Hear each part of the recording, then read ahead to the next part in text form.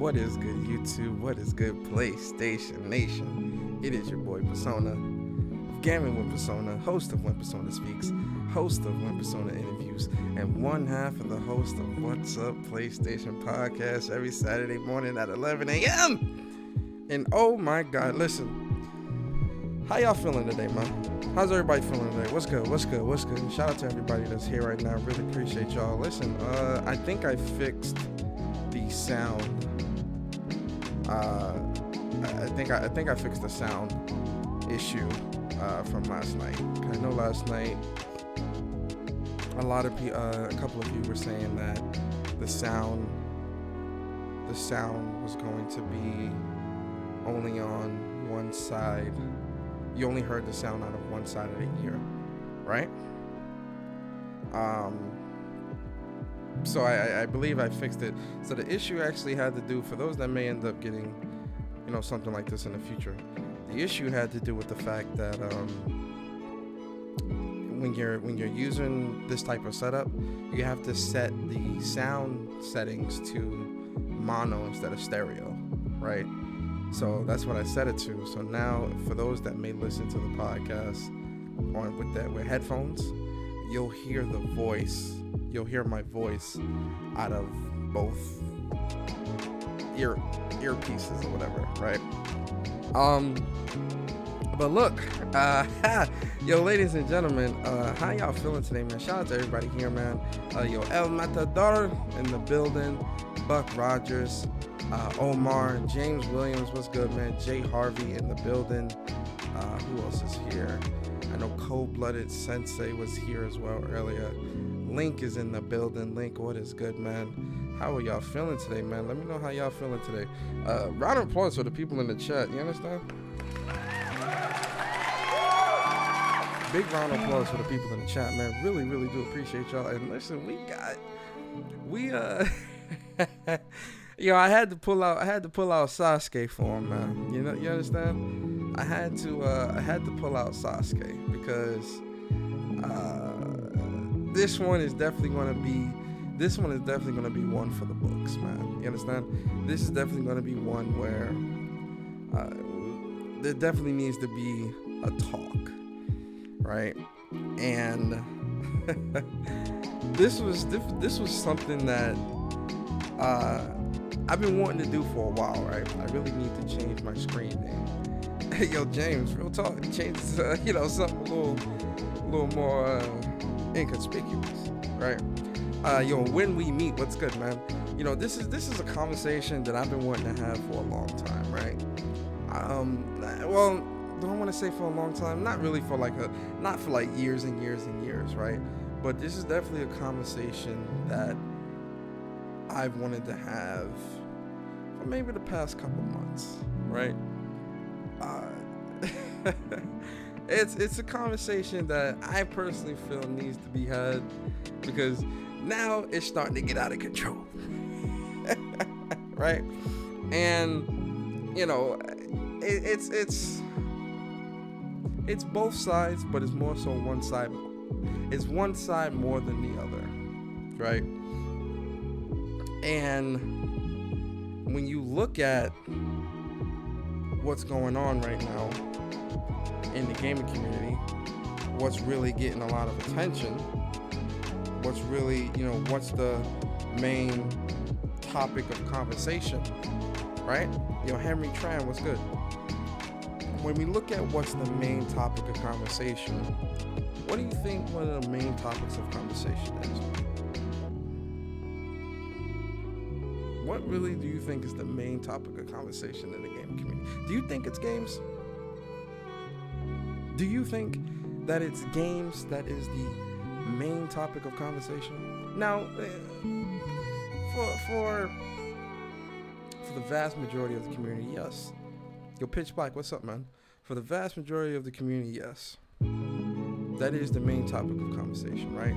But, within the fanboy world or within the social media space, right? We'll say social media space. Within the social media space and within, a lot of podcasts on YouTube and things like that, the topic of conversation for the past couple of months has been acquisitions. I should have had, I should have had a, now that I'm thinking about it, I should have had a nice sound to go with the topic and the conversation today, because that would have been a good addition, right? Also, let me know how my sound quality is, guys. Let me know if I'm too low, too high. Let me know. Yo, Zuni, what's good, man? Appreciate you coming through. So let's talk about what the topic of conversation is, right? Acquisitions, right? Acquisitions has been something that has been the talk of the town for the past couple months, right? Pretty much, I want to say it really started to, I think your voice could be louder. A little louder. Hold up. All right, that should be better now. That should be better. Can you dim your music a bit? Oh, you know what? The music is super loud. Oh no. Okay, that should be better. That should be better. I think it was because the music is I forgot I had the background music a little too loud. Sorry about that, guys. Sorry. Yeah. Yeah, I forgot I had the background music a little too loud. I was like testing some stuff, right? But okay. So, when I want to say when the acquisition with Bethesda happened, right, between Microsoft and Bethesda, we all gotta admit that was a big acquisition. That was a big deal, right? As much as people don't want to admit it, right, that was and is a big deal. Amanda, what's good? How you doing? Sam Ash, what's good, man? As much as people don't want to admit it, that is a big deal, right? And we all can acknowledge that it's a bit, even if you don't like, but because I don't really mess with too many of Bethesda games, like some of them, maybe like 2 or 3 I really, like Wolfenstein, Doom, right, things of that nature. Like, when you see those type of games, I'm like, all right, those are really the main games that I really mess with, right? But when you look at the Bethesda acquisition as a whole, it definitely is a big deal, right? You got people that try to minimize it, people that'll say, oh, it's not that big of a deal, or it is a big deal, right? And when Microsoft acquired Bethesda, that's when in my opinion, when Microsoft acquired Bethesda, in my opinion, that is when things began to kind of spiral, right? That's when we really started to see, we really started to see like the tinfoil hats started to come on, the speculations, the conspiracies, the witch hunts. That's when we really started to see, and really and some of y'all might not like this, but we started to see it a little bit on both sides, right? And when we look at, okay, so what? Let's look at Insomniac, right? When Insomniac got bought, that kind of, we saw that coming, right? Because Insomniac has done a lot of business with PlayStation over the years. The Spider-Man 2018 was a huge success. That was definitely something that, good on PlayStation for doing it. We kind of seen that, and that was a $225 million acquisition, right? We seen that coming. Pause. The Bethesda deal was kind of, and even though Bethesda has done a lot of business with Xbox over the years, it still wasn't really something that you saw coming right away, right? So it definitely caught people by surprise. When it comes to that acquisition, right? That acquisition was definitely, like I said, it was something that, and so it shook the community, quote unquote. I'm doing air quotes. It shook the community, and not shook the community in a negative way, but it was something that was a big statement, right, within the community. It was like, whoa, wow, like Microsoft is doing that. Wow, like holy shit, right? When that happened, that's when we really started to see things spiral, right? That's when we really started to see the speculations, the conspiracy theories, the witch hunts, the who should they buy next. It became an acquisition wars, if you will, right? And it's gotten, you know, and I've been looking at it, and you know, and listen, I don't want to sit here and say, and you know, I'm talking to all of you. I don't want to say this and get on a high horse, right? Because I ain't on a high horse, because I do it too. We talk about it, you know, just on was it last week's episode of What's Up PlayStation podcast, or the week before, we were talking about, you know, who should PlayStation acquire, right? And you know, and what I talk about is going to make sense, right? It's going to come full circle, because it's one thing to want an acquisition that makes sense, right? When you look at Insomniac, right, and an acquisition of Insomniac from PlayStation, that makes sense. The games sell on the platform. You know, PlayStation has done a lot of business with them in the past. They have a good working relationship. They, you know, they look like they would fit into the mold and into the family of PlayStation developers, right? Though all of that stuff makes sense, right? But what I'm starting to see from a lot of people in the community is I'm starting to see people just want these companies to buy any and everything, right? They like, oh, you know, Xbox should buy Sega, Xbox should buy this, Xbox should buy that, PlayStation should buy this, PlayStation should buy that. Like it's becoming, you know, and I see it. And listen, I told you guys before, for me personally, you know, Blue Point, Housemarque, you know, Square Enix or something like that, those are really like the ones that me personally, and Arc Systems, really Arc Systems, because you know, a good fighting game developer under your belt is definitely a good thing, especially with the amount of business that PlayStation already does with Arc Systems. You know, yo, Jez, what's good, man? Arsenic, what's good? You know, those type of acquisitions make sense, right? Especially Blue Point and Housemarque, right? But you know, I see a lot of people putting some outlandish things out there that I really want to talk to y'all about today, because as gamers, man, like really, and I'm being serious here, man, like, yo, we really gonna have we really gonna talk today. We're gonna have a conversation. This is definitely a conversation that I've been wanting to have for a while, right? When it comes to acquisitions, right? When it comes to you know, these types of things, I get that, you know, a lot of people get caught up in the hype. A lot of people get caught up in the moment, right? Because, you know, that Bethesda deal is still very fresh in a lot of people's minds, right? And what I tend to see now on social media, and what I'm seeing a lot of people do now, is they're wanting Microsoft, or even PlayStation for this matter, they're wanting them to buy developers or publishers just for the sake of it, right? Because I remember, you know, let's go back to when the Bethesda deal happened. I seen PlayStation gamers scrambling, like, oh yeah, you know, well, PlayStation's got to retaliate. PlayStation's got to retaliate. And you know, when I seen that, I knew that it was gonna spiral into what it is now, right? When I seen PlayStation fans and PlayStation gamers on social media, on podcasts, saying that PlayStation needs to retaliate to Microsoft's acquisition of Bethesda, right? And you know, when I seen that type of talk and rhetoric being pushed around on social media, in my mind, I'm thinking, retaliate to what? Right?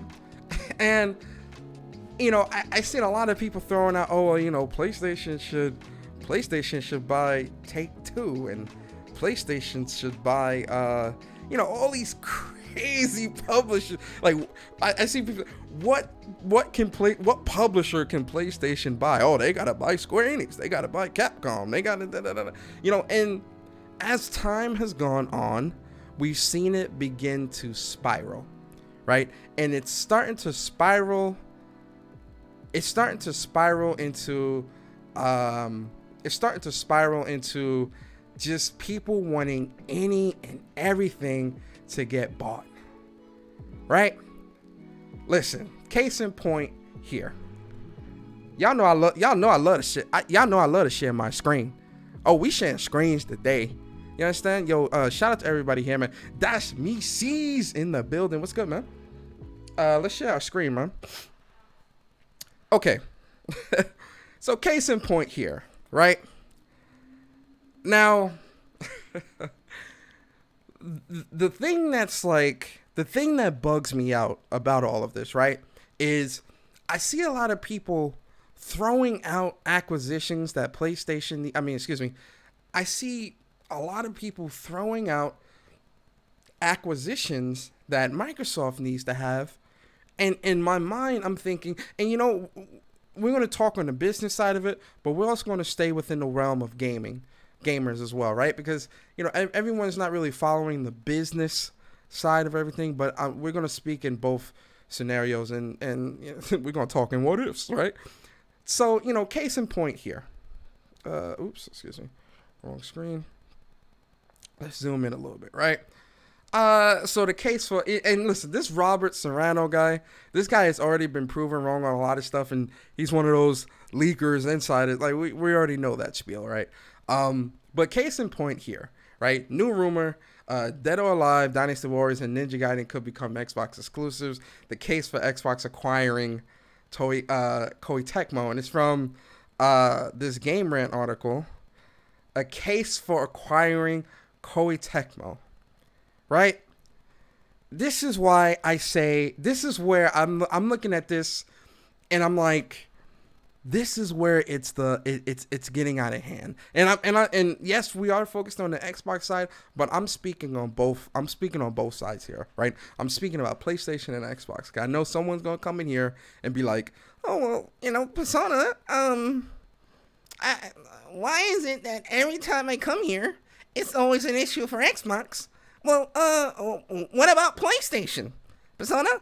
What about, you know, it's always going to be somebody, what about PlayStation, Persona? It's always going to be somebody with that, right? And I'm like, guys, I'm speaking on, when I say gamers, we need to talk, I'm speaking, all of us need to talk right now, right? I'm talking to all of you right now, right? Must be a slow news week. Social, exactly, right?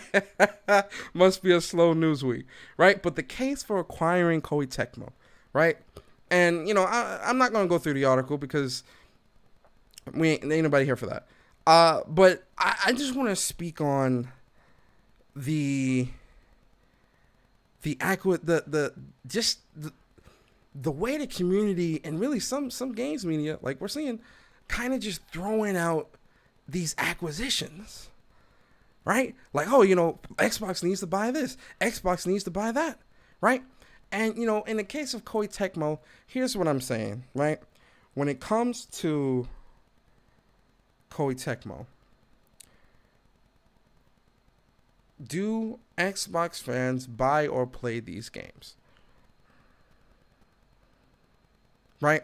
That's where this is where I'm kind of looking at it. Because, you know, it's a lot of people, well, the Game Pass crowd will say that this would be a good acquisition for Xbox because then that library of games goes into Game Pass, right? For the Game Pass crowd, is always going to lead to Game Pass as it being good. Even if these games have never done commercially well on the platform, even if these games have a tendency, a record to not sell as good on the platform, right? Even if, you know, a lot of these games have been excluded from the platform for some time, with the Game Pass crowd, it's always going to go back to it's a good deal, even because for them, they've never played the games. They wouldn't even look twice at this game if it released on their platform for $60, $70, whatever, right? But the Game Pass crowd is going to look at this and see this as a potential acquisition, and they're always going to connect it to why it's good for Game Pass, because it builds the library for Game Pass, right? That's always going to be the Game Pass crowd's main argument, right? And what you see with a lot of people now is you're seeing a lot of them tend to move into this Game Pass crowd.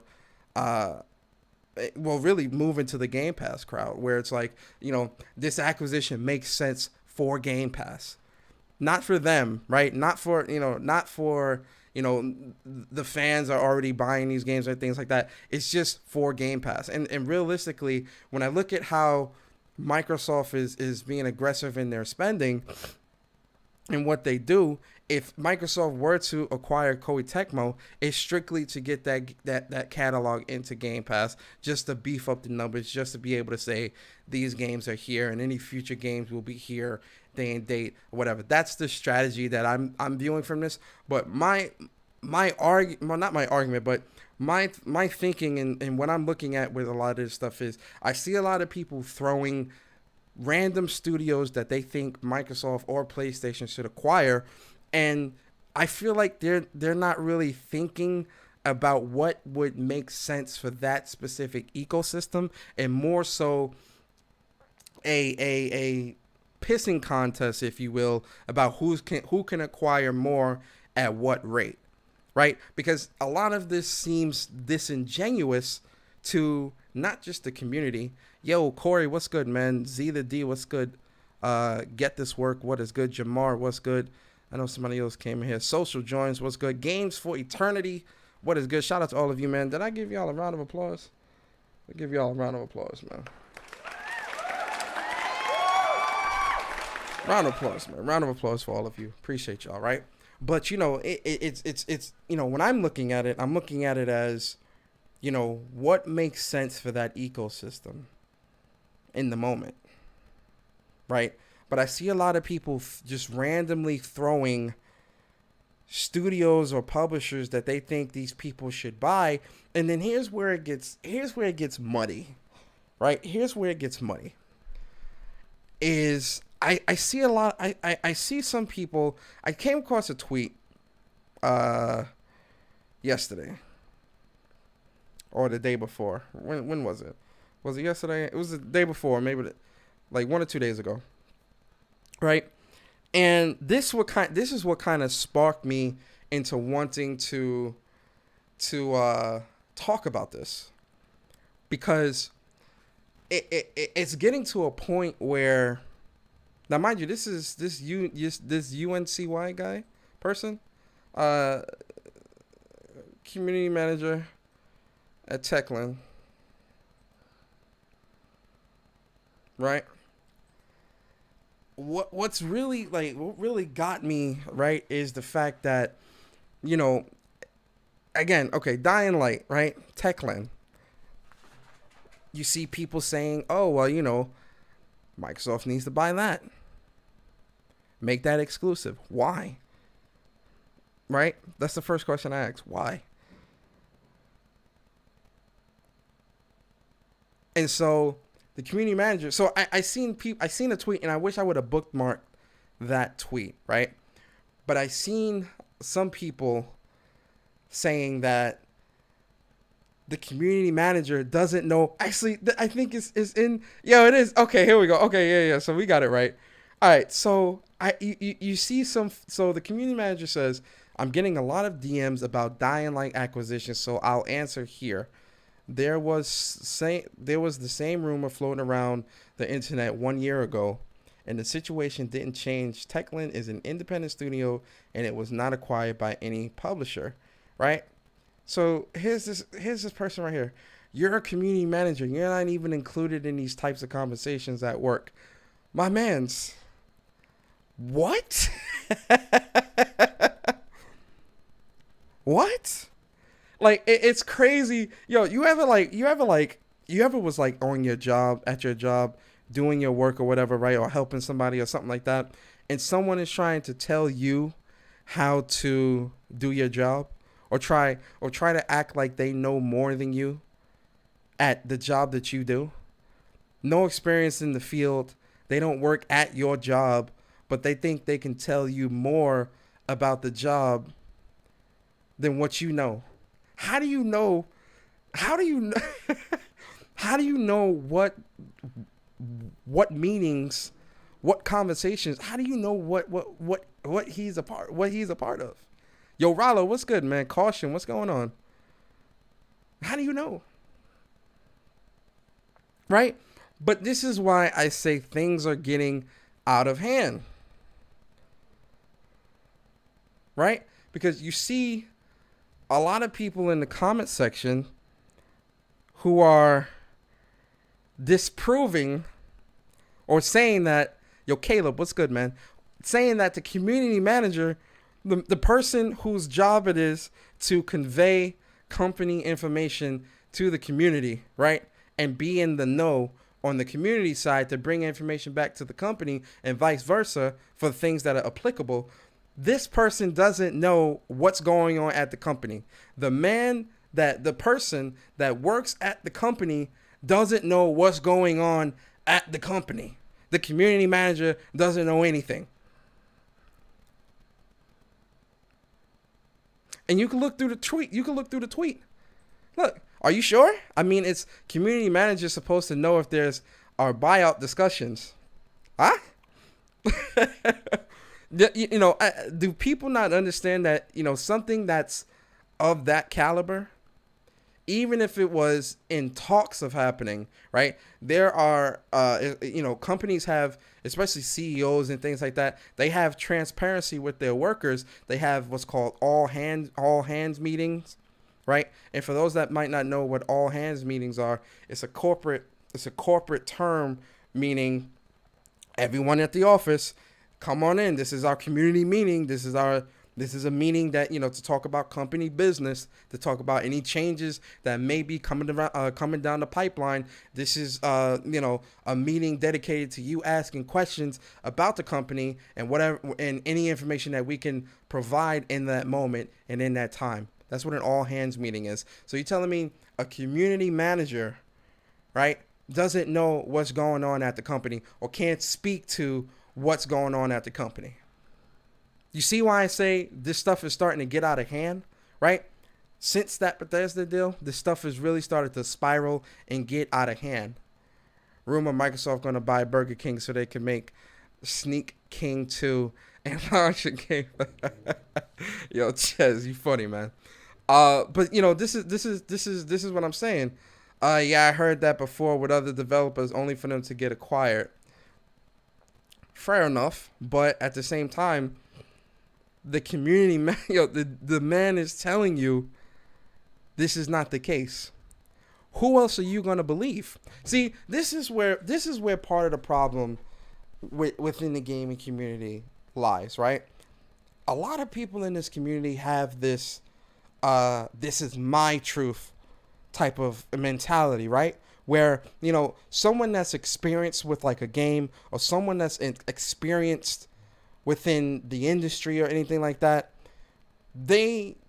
what they say in terms of like something like this is the closest thing to fact or truth that you can get, because these people work within the company, they work within the industry, they have inside knowledge of things that you, me, or any regular Joe Schmo does not have knowledge of, right? Never mind these insiders, right?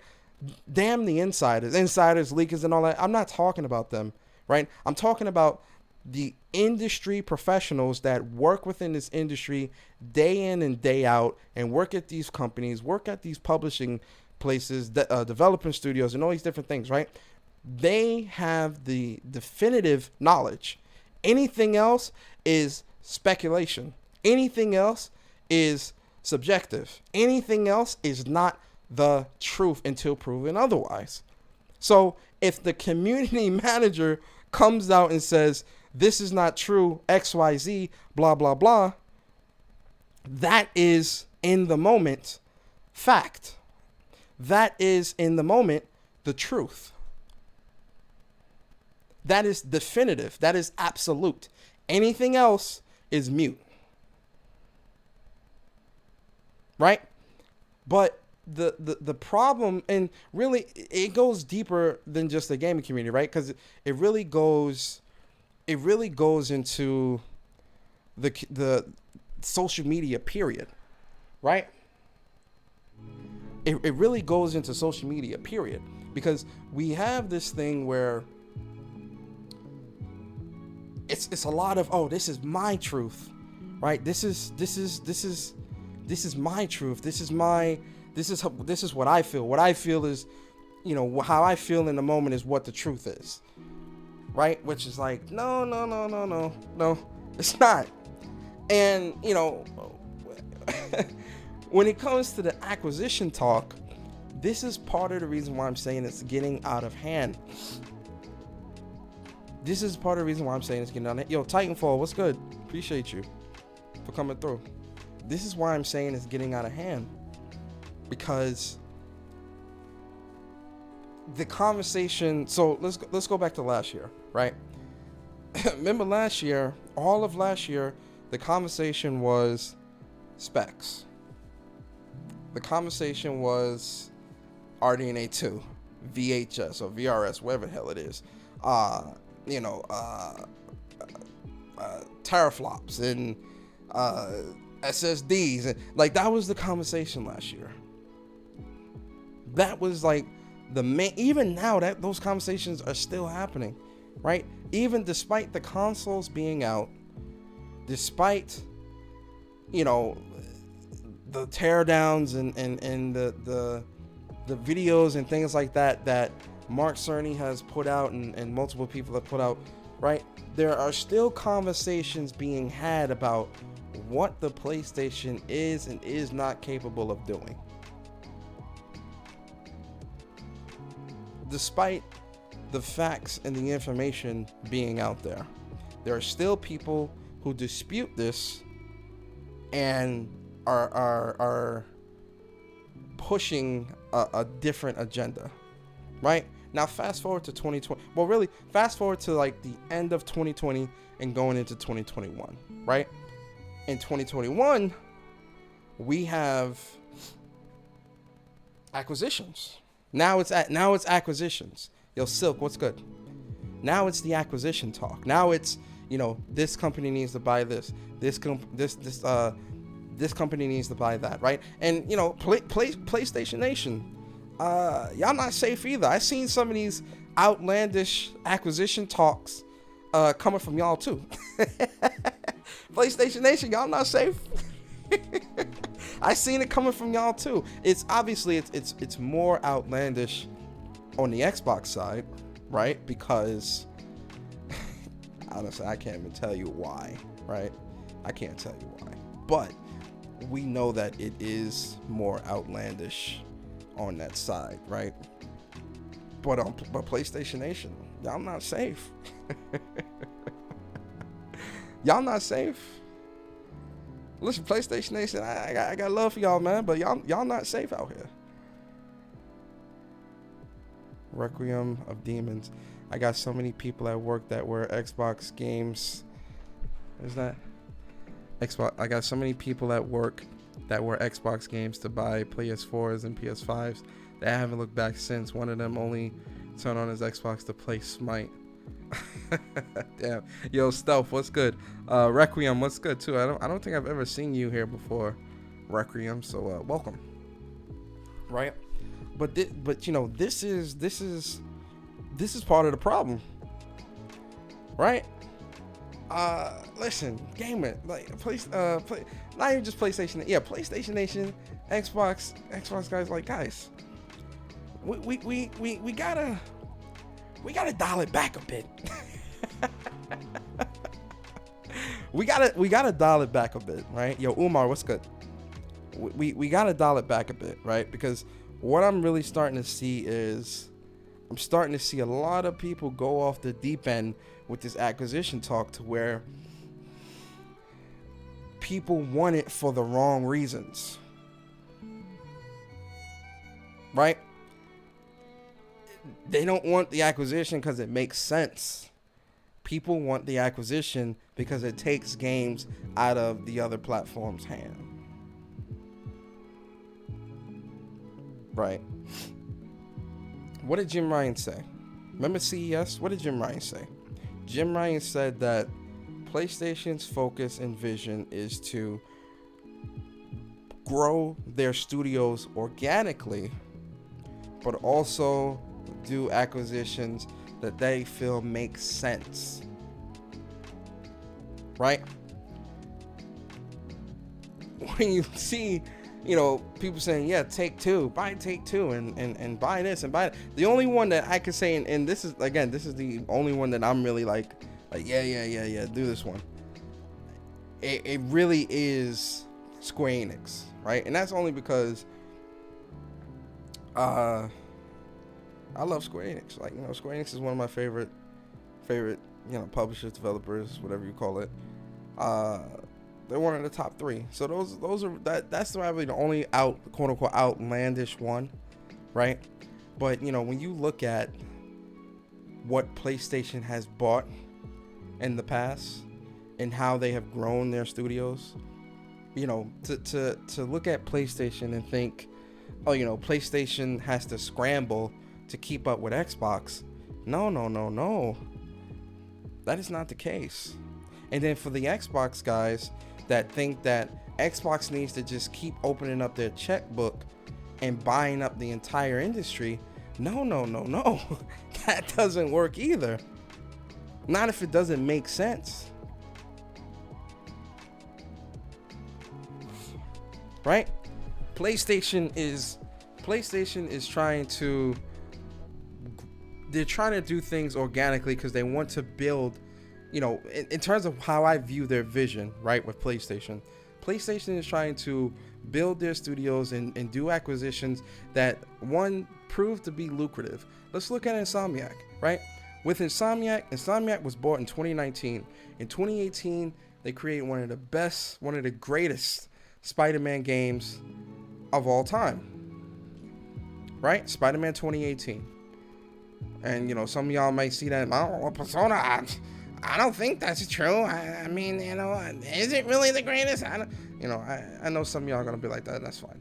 But to create one of the best Spider-Man games to come out, that acquisition made sense, right?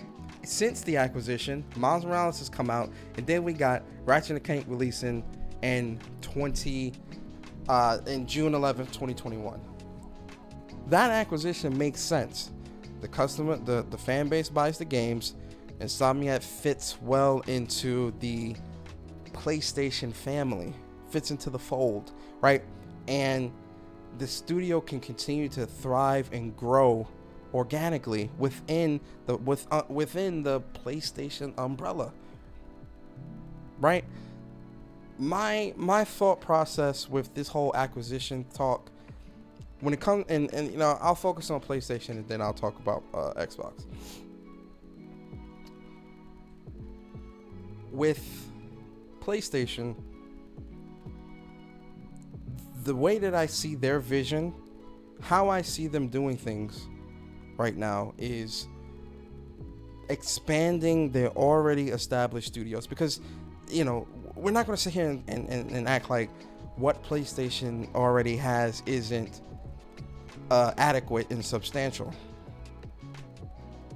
I mean, look at the PS4 generation,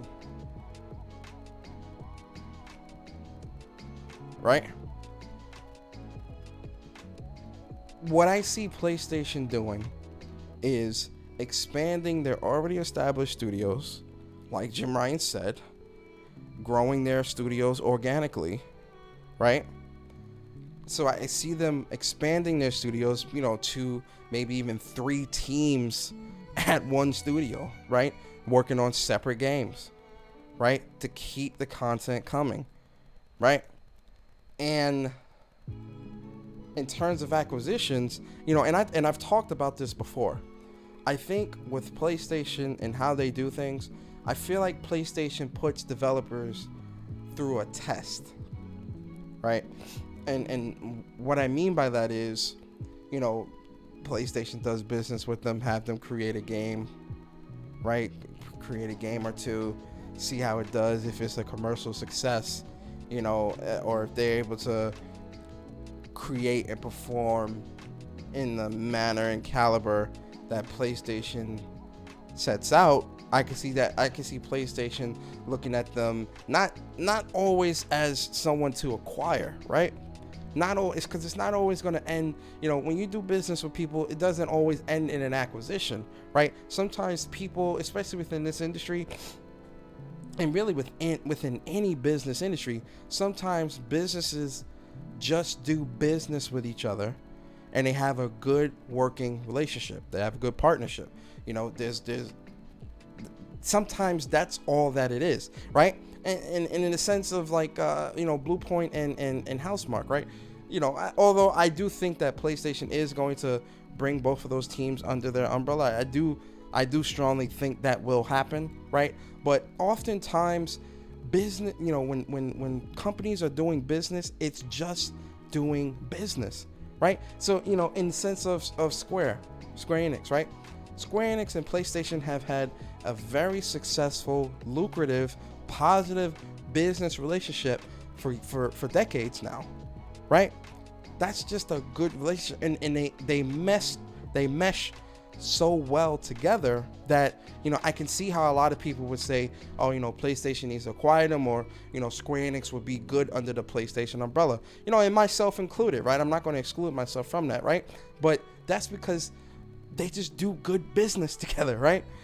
Whenever PlayStation gets a third-party deal with a developer, right, and the game becomes exclusive on PlayStation or whatever the case may be, that's just good business, right? When the relationship is good, right? When the game is a commercial success, PlayStation and the developers are able to get along real well. Sometimes that's just what it is, right? It doesn't need to evolve into an acquisition, and this is why I'm saying it's beginning to get out of hand, right? Because I'm seeing a lot of people within the community view good working business relationships as a means for either Xbox or PlayStation to have to acquire them.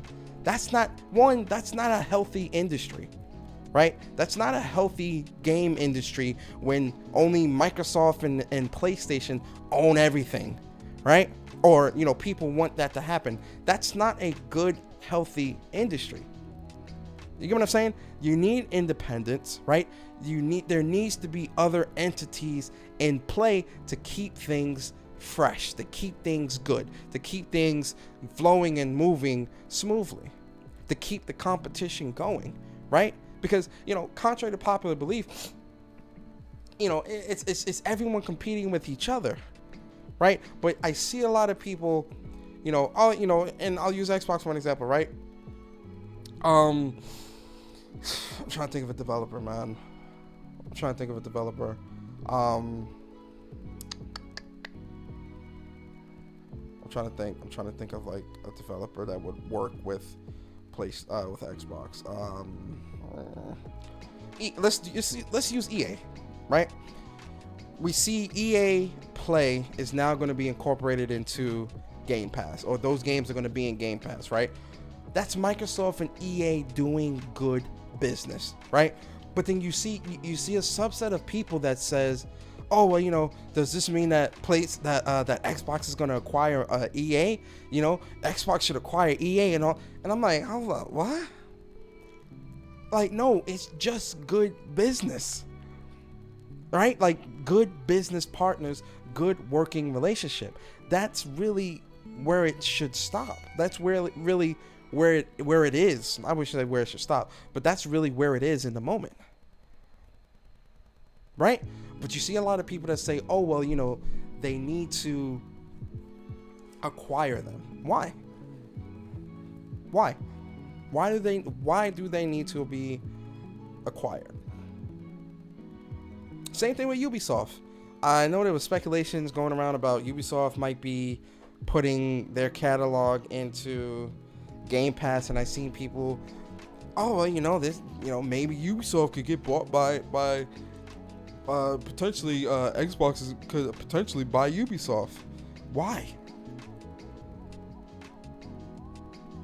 Why can't it just be a good working relationship, a good business deal?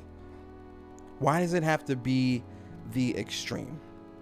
And I'm asking both sides here, right? I don't want somebody to feel like they're being singled out, right?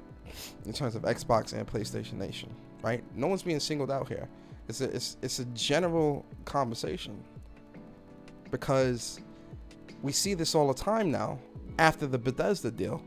This is all we see now is, oh, well, you know, yeah, they should acquire them.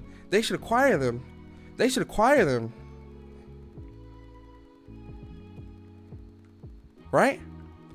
Now I have to ask y'all a question. Is this healthy? Like, I'm really asking y'all a question. Is this healthy? Is this healthy within the game community? To want, you know, what did Kanye say? No one man should have all that power. No one man should have all that power.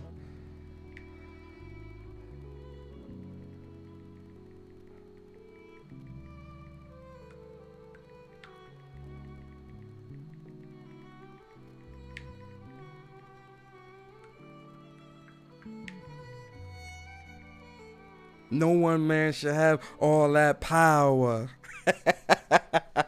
Right? That's what they say, right? And this goes with PlayStation and Xbox.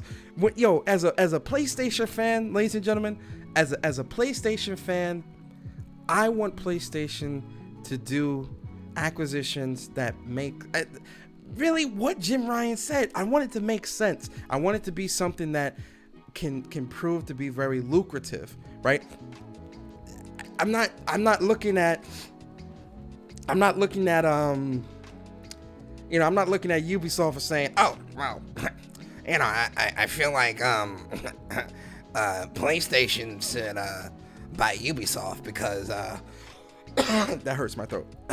PlayStation should buy Ubisoft because those games just won't be on Xbox anymore, and like, you know, that really hurts my throat. Hold on, I gotta drink something. When I do that voice, it hurts my throat. Pause. But you know, they you know, people want these acquisitions because it takes games, or they think it takes games from the other side. How's that healthy, right? Listen, exclude and for the I see somebody, oh, well, you know, I thought exclusives was good. Persona exclusives are very good. Exclusives are very important, right? I stand by that. You're not gonna get a one up on me on there. I stand by exclusives, right? But organically growing, like organically growing exclusives, right? You taking games out of one person's pocket, you know, it's like, whoa. And that's what a lot of people want, right? They don't want the games, they don't want the acquisition to be done in good faith. They want it to be able to say these games cannot be played on the other platform. That's what it is. How's that healthy? Seriously speaking, how is that healthy? It's not, by the way. It's not healthy. But then I wanted to show you the other part of the tweet too, right? Hey, yo, listen, man.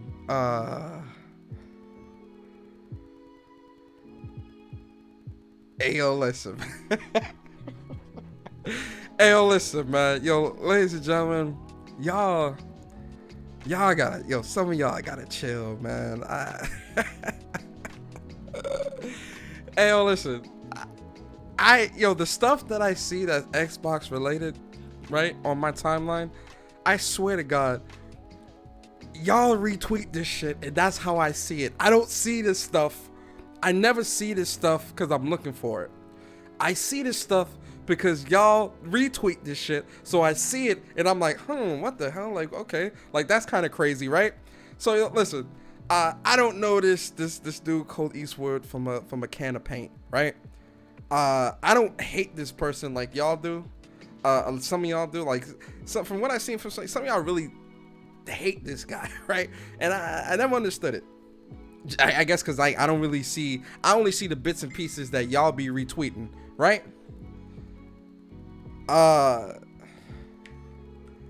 I only see the bits and pieces that y'all be retweeting, right? So I seen this and I was like, yo, I gotta talk about this, because this goes into what I'm talking about, right? Shout out to Coast Eastwood too, man. I would love to have him come through for an interview, because I would love to sit down and speak with him, like, honestly, right? I don't have any hate or animosity towards him, right?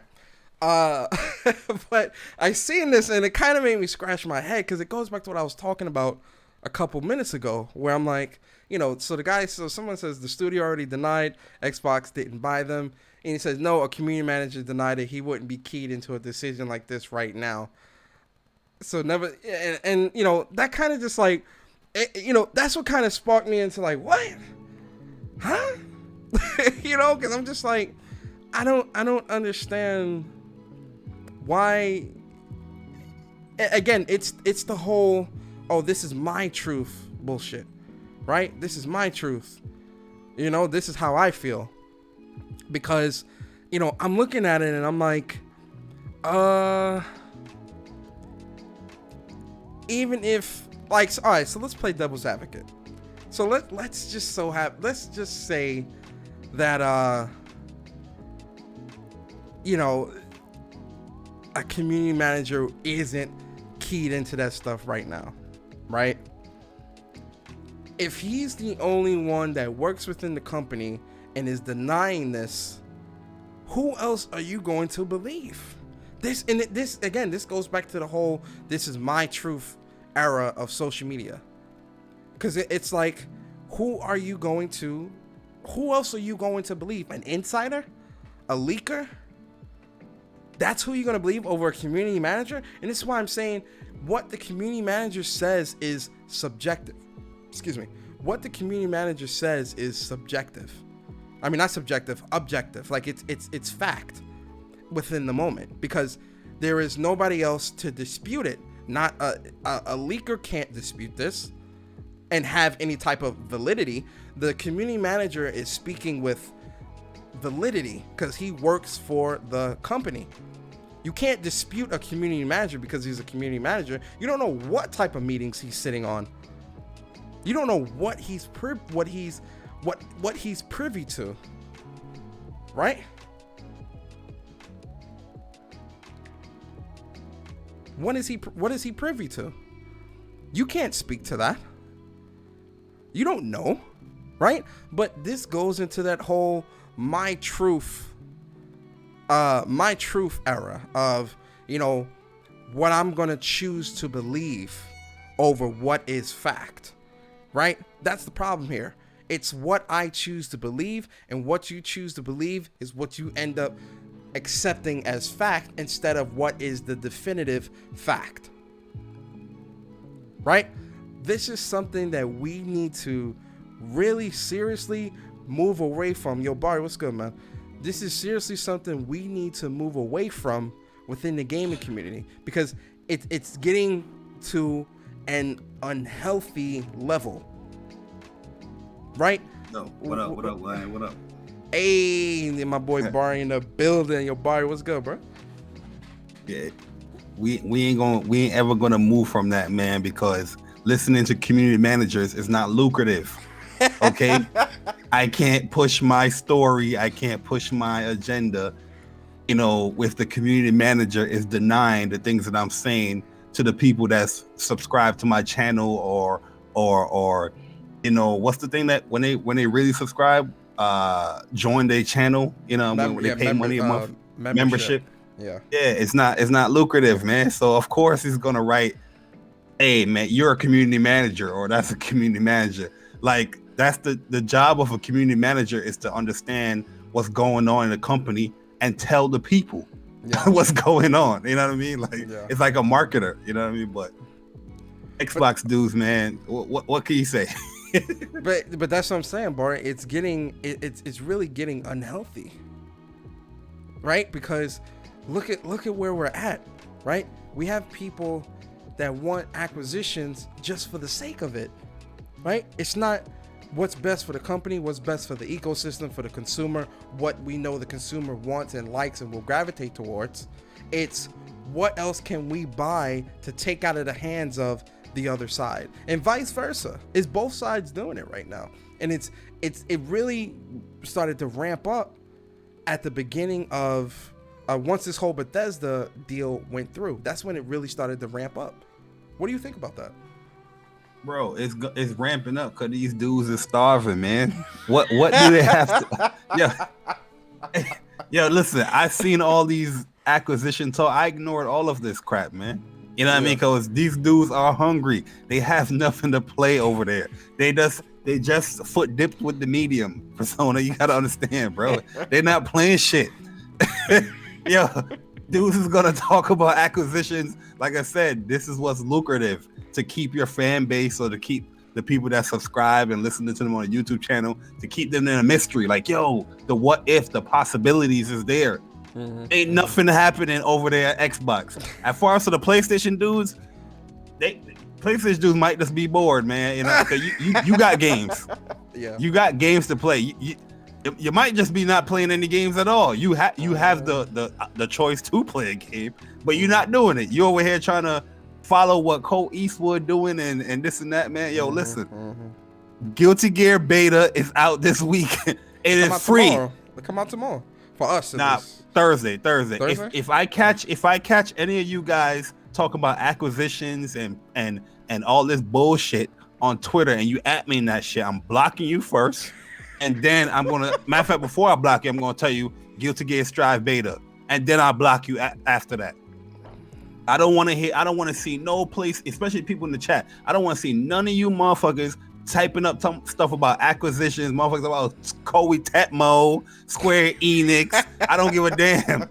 Shut the hell up and just play a goddamn game. You have a free beta that don't cost you nothing. You complain about Ratchet & Clank costing $70. This beta is free. You don't even need PS Plus. I don't want to hear you guys complaining. I don't want to hear you guys beating up on the Xbox dudes, especially this week. And don't tag me.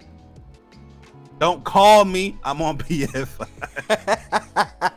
Hey, yo, that's a fact, though, man. I mean, you kind of brought us into another topic. Yo, so if you guys watched What's Up PlayStation podcast, there go Red. Yo, shout out to Red. Round of applause, Red, in the chat. What up, Red? That's the homie. Round of applause. Big round of applause for Red. Man, shout out to Red, man. That's the homie. Nah, yo, bro, it's sickening. Yo, I go on Twitter, right? You know what I mean? Mm-hmm. And I see this shit. And now I'm getting tagged in some stuff. I'm like, yo, I don't really, truly, I don't know if we talk about like hardware per se like that, even on my channel, but I'm getting tagged about hardware and, I thought PlayStation could do this. And, look, do you think they can acquire this? And I'm like, yo, I don't give a fuck. But that's what I'm saying, man. Yo, that's what I'm saying, man. And listen, it was like I was saying at the beginning of the show. When it comes to acquisitions, I said Bluepoint and Housemarque makes sense, right? Bluepoint and Housemarque, like, I feel like those are already done. Outside of that, Square is really the only one, and then that's really it. Like, anything else, I don't really, and this is me truly, I really don't care, right? And I'm not as caught up into it, right? If it happens, it happens. You know what I mean? Like, say something big came and it's a studio that I like. Yeah. I'd be like, oh yeah, cool. This is dope. You know what I mean? But some of these studios that motherfuckers be mentioning, you guys don't even want to buy the game. But that's what I was saying yesterday, right? I see a lot of people wanting the Xbox or PlayStation to buy a studio or a developer of a game you don't support now, right? I see some of y'all saying, "Oh yeah, Arc Systems would be great." Do you have what Arc System games have you played? I'll show you my whole catalog right now, man. I got all the Arc System games. I've been buying them for years. Yo, matter of fact, there's no link, Omar, to the beta. You be able to download it on the PSN store when it's available. I think it's gonna be available tomorrow, but it will be open for everybody on Thursday. Yeah. Right? Like, are y'all buying the games, right? That's the stuff that, like, when it really comes down to it with all this acquisition talk and things like that, are you buying the games? Right? Square Enix game. I've been buying Square Enix games since I was a kid, right? Oh, my mama was. You feel me? And my grandmama. But my mama said, my mama said, yeah, I got to get that Waterboy sound bar. But you know, you know, that's the stuff that I'm looking at though when I see some of these people talk about what this company or that company should be bought by, right? Especially Ubisoft, right? I see a lot of people that was on, oh, you know, yeah, Ubisoft would be a great buy, but people continuously shit on Ubisoft games. Why is Ubisoft, and this is why I asked the question, why? Why is this acquisition, why do you want this acquisition to happen? Because I can tell you why I think you want it to happen, and it would be the truth, right? Because, Barry, let's be honest here. Let me ask you, Barry, why do you think so many people want these acquisitions to happen so badly? What is the benefit? No, it's more so a talking point rather than, oh, I'm interested in this studio. Mm-hmm. You know what I mean? Mm-hmm, mm-hmm. Like you say, we barely see people play some of these games. Some of these people didn't even know about Guilty Gear happening, like a beta happening. I don't know how, especially if you watch both of us. You know what I mean? Like, but if we'll say, yo, Arc System would be a good purchase, they will agree. Like, yeah, man. Yeah. Hell yeah. That game right there. Yeah. You know what I mean? It's just a talking point, man. It's the same thing for Xbox, same thing for PlayStation gamers, man. You know, a little bit less on the PlayStation cycle. You know, we play our games out here, but some of the stuff that you guys engage in, man, is just like, yo, the Xbox guys are bored, man. They got shit. They got nothing to play, man. And it's no disrespect. They got nothing to play. Man. It doesn't matter what game comes to Game Pass. They're not gonna play it. They can tweet it all day, every day. They can make a whole podcast about it, speaking for an hour how Game Pass is great. At the end of the day, they're not gonna play it. You know what I mean? Like it is what it is, man. Like some of these conversations that you got, and the thing is, it's one thing that you having a conversation with these dudes, but you be dragging other people in it. Like, yo, cut that shit. No, I'm talking about in general, people in general. I'd say, huh? Yeah, go ahead. Cut that crap out, man. Cut it out. I can rant, bro, because there's a lot of things I've seen PlayStation gamers, typing up on Twitter. I'm like, what the fuck are you talking about? Let's make this interesting. You know what I mean? Oh, let's make this interesting. Give us some examples, Barry. I want to know. We want to know. An example. Once again, I'm gonna keep going to this stuff where these dudes complain about service-based games, right? Games as a service games, and they always talk about there's no content. Yo, you cannot be complaining about there's no content with multiplayer games or games as a service games if you yourself is not playing the fucking game.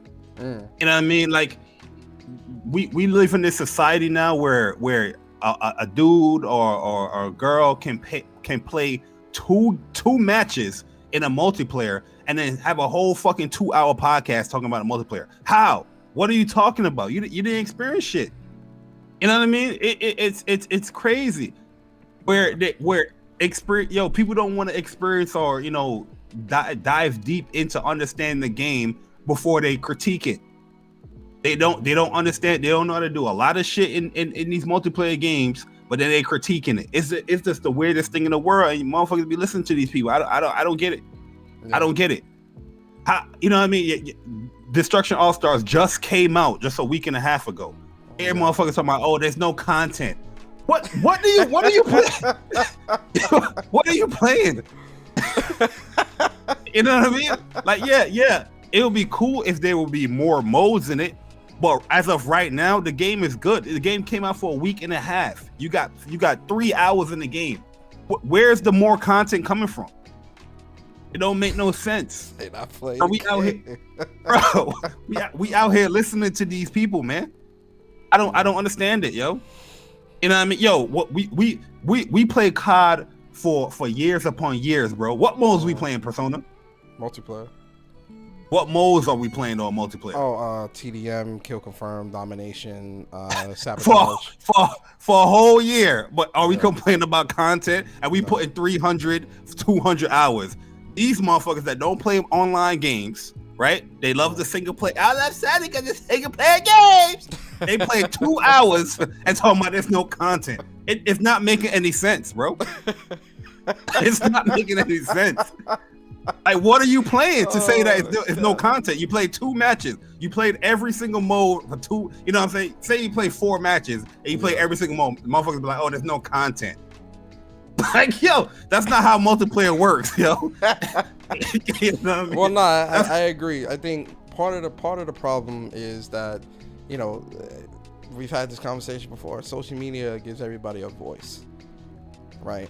In the event of Destruction All-Stars, you know, that's still a game. That's my go-to at night, where, you know, I play 3, 4, 5, 6 matches because the matches go quick, and, you know, that's my, like, it's a fun game, right? Does it need more content? Not right now, because there's enough there to keep you satisfied, right? The game is a week old. It's a week old. Yo. And people that I saw hyping the game, not even playing it. They time looking spooky. The thing is, what multiplayer games people gotta understand is that not every single match that you play is gonna be the same. You know what I mean? As long as it's a good mode, you can play that shit forever and ever and ever. These motherfuckers just looking to just have modes, right? Let's have 16 modes, but at the end of the day, you're gonna play 2. Yeah. I'm not making any excuse for Lucid Games. Yeah, as time progresses, I would love to see more modes and stuff like that added to the game. But I'm not complaining about a multiplayer game having 4 modes in just a week. And you only play 2 hours of the game. I don't understand it. That's not adding up to me. That's not registering. And somebody was like playing the game heavily. You know what I mean? They got over 50 hours in the game already. It was like, yo, they grinding this game out. I can understand that. Okay, I can see where you're coming from, but the person that's not playing is the same thing with these Game of the Service games. You know what I mean? Mm-hmm. They say that every single Game of the Service game come out, they say there's no content. But if you look at these dudes' trophies, that's why a lot of people's blocking this shit now, where they hiding it. You look at these shit, and it's like, yo, you got 10 hours in the game. You got 5 hours in the game. What content? What did you play to make you say there's no content? Like you didn't even get to the cream of the crop.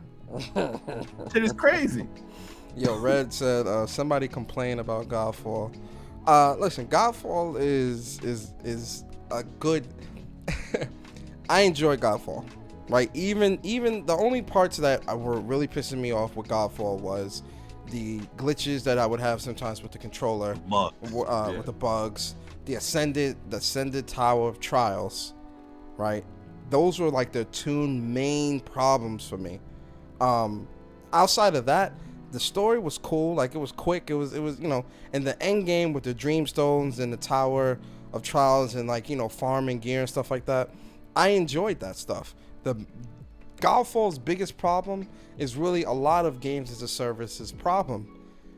They don't stack the content. And again, I know Barry gonna get at me because, like, he knows that I'm playing the game, but a lot of people that would say this, they don't have any validity because they're not really putting in as much time. But they don't stack the content isn't stacked. There's new content out right now, and they just put the primal. Yeah, they just put the primal update out last week. The first expansion comes out in April, or is it March or April? I think it's March. So like the content is coming, but a lot of people aren't finishing the content that's there. They complain about that's what I'm saying, bro. It being repetitive and boring and all, and I'm like, what is it that you want? That's why I'm laughing at people that say, oh yeah, give Anthem another chance. You didn't even give it the chance the first time. You know, I got like half of the trophies in Anthem. 60-70% of the trophies. Like, you didn't even play Anthem in that itty bitty bit of content that was there. Hey, well, Anthem to me, the issue wasn't the content. The issue was how they designed. The issue was the content, bro. Yeah, well, that was part of the issue. Not for me. Yeah. Yo, stuff like that, I don't mind that because, like I said, everybody in here talking about they play RPGs. You're doing the same shit in RPGs, grinding certain levels. So I don't know what the fuck these motherfuckers be talking about. The content. Shut your ass up. Sit your ass down. The issue with Anthem, in my personal opinion, for me, it was just how they designed the game the open world aspects. If you're doing anything in the story or whatnot, you're being partnered up with like 4 other people, and you can't just freely do what you want to do. That's why I stopped the game. And the loading was horrible and the bugs. That's why I stopped the game. Yeah. You know what I mean? I didn't even get into the game that much. You know, the only time we really played it is when we was partnering up with like me, you, Michi, and Court. That's when we really was playing it. But other than that, I didn't really play it. Yeah. And I hated that aspect, bro. I was like, yo, I'm in here with these other random dudes, and you know me, how I be doing shit, man. I like to explore, I like to see what's going on. If there's an enemy that's constantly respawning here, I'm gonna grind this out real quick. But nope, these dudes are rushing to the next point A, point B, point A, point B. You know, that shit was annoying. Yeah, and like it pulls you. That was the problem. Same thing with Avengers. You know, like with Avengers, a lot of people shitted on this game, right? And I'm sitting there like, yo, if of the 3, Avengers has the most content. Yeah, I didn't get the whole complaint. I don't understand the complaint with Avengers and content. That is just somebody being a dumbass, to be, in my personal opinion. Because right when you finish that game, yo, you are smothered with shit to do. Yeah. And after the story. Yeah. I mean, I'm like, there's no way. Yeah, they could have got the DLC stuff quicker as they had the roadmap out, but as far as content in Avengers, that should have had a lot of content. You know what I mean? Like I said, if you ain't putting in 150, 200 hours, because yeah, you're gonna be doing a lot of the same thing over and over again, especially some of these trophies to get. You're gonna be grinding it out. The hive room, the hive rooms. Yeah, and the caches. You had to do 50 hive missions. Yep. You understand how that was 10 minutes per hive, depending on what enemies they put in there. So 10 times 5 is what, 500 minutes? How many minutes is it, you know? And it depends on how much. It depends, because if you're just playing the hive thoroughly, you're not going through that. If you're just doing the whole rushing, let me get to this point, get to this point, get to this point. Well, because certain areas you could skip, like, and just run. Yeah, but I'm saying if you're playing it thoroughly the way they intended it to be, you're not playing it for like 10 minutes. Because if you go, I'm speaking only if you're going for the trophy. No, I was going for the trophy, but I didn't even know you can skip areas. I only saw that till like I was at like 40 something already. I was like, okay, I can skip past these areas. I didn't know. I was just doing it. You know, I was just raw dogging it. You know what I mean? Yeah. But I love that. I don't give a fuck what nobody says. I love that game. Combos is dope. Characters is fire. There's a lot of shit. I'm excited for this Clint DLC, man. I'm excited. I'm not too excited for Clint because I like Shorty, what's her name? Well, I'm talking his storyline, man, because we about to see Hulk, the end Hulk. Maestro. When he's the last one alive. Yeah, that's gonna be the bad guy for that. So that's gonna be good. Oh yeah. But Kate Bishop, she's dope, and she's like the most complex character. Yes, she in the game, as far as like linking her stuff. But she got 2 play styles. Yeah, pretty much. Yeah, I'm excited. Hawkeye's gonna have it too, because he's gonna have his Ronin side too, like the sword. Yeah. I'm doing a video. I'm gonna do a breakdown of that tomorrow. Yo, Star Guardian, what's good, man? That's me. She's everybody. What's good, man? Shout out to y'all, man. No, that's one thing that pissed me off. Then the other thing is people not understanding conversion rates, man. Segue into it. You got the floor, man. You got the floor. I don't understand what is going on, man. UK people, Canadian people. I don't understand. Yes, listen. Everybody got a price raise with PlayStation games as far as whatever they select to have the game to be $70. Not all PlayStation games are going to be $70, but they big name state titles is going to be $70. So everybody got hit with that price increase, okay? But just because I seen a whole bunch of people in the UK, European people, it's like, yo, it went up for $70 too, but they doing conversions to USD, and it's like, see, we're paying more money. like, yo, bro, this shit give me a headache, man. Like, I'm like, yo, I'm trying to save some of them because some of them is cool. I'm like, yo, man, this is a bad take. You know what I mean? This, yes, you're paying more money because they raised the price, but you're not paying this amount of money here, the $90-something, because conversion doesn't go one way. It's a two-way street. You know what I mean? Like, so, dudes was using 70 pounds converted to USD, and they see 95 or $96, I think the conversion rate is, and they thinking like, yo, Sony's trying to get off of them by doing this. No, that's not what that means. Yes, you're paying in the pounds, and that's just you converting. So you convert $70 USD to pounds, it will be much less, and that's not because. Let's see. I'm gonna go ahead, keep talking. I want to see. Yeah, that's not because of you're paying less. That's just because the value of the currency. Pounds is more value than the dollar.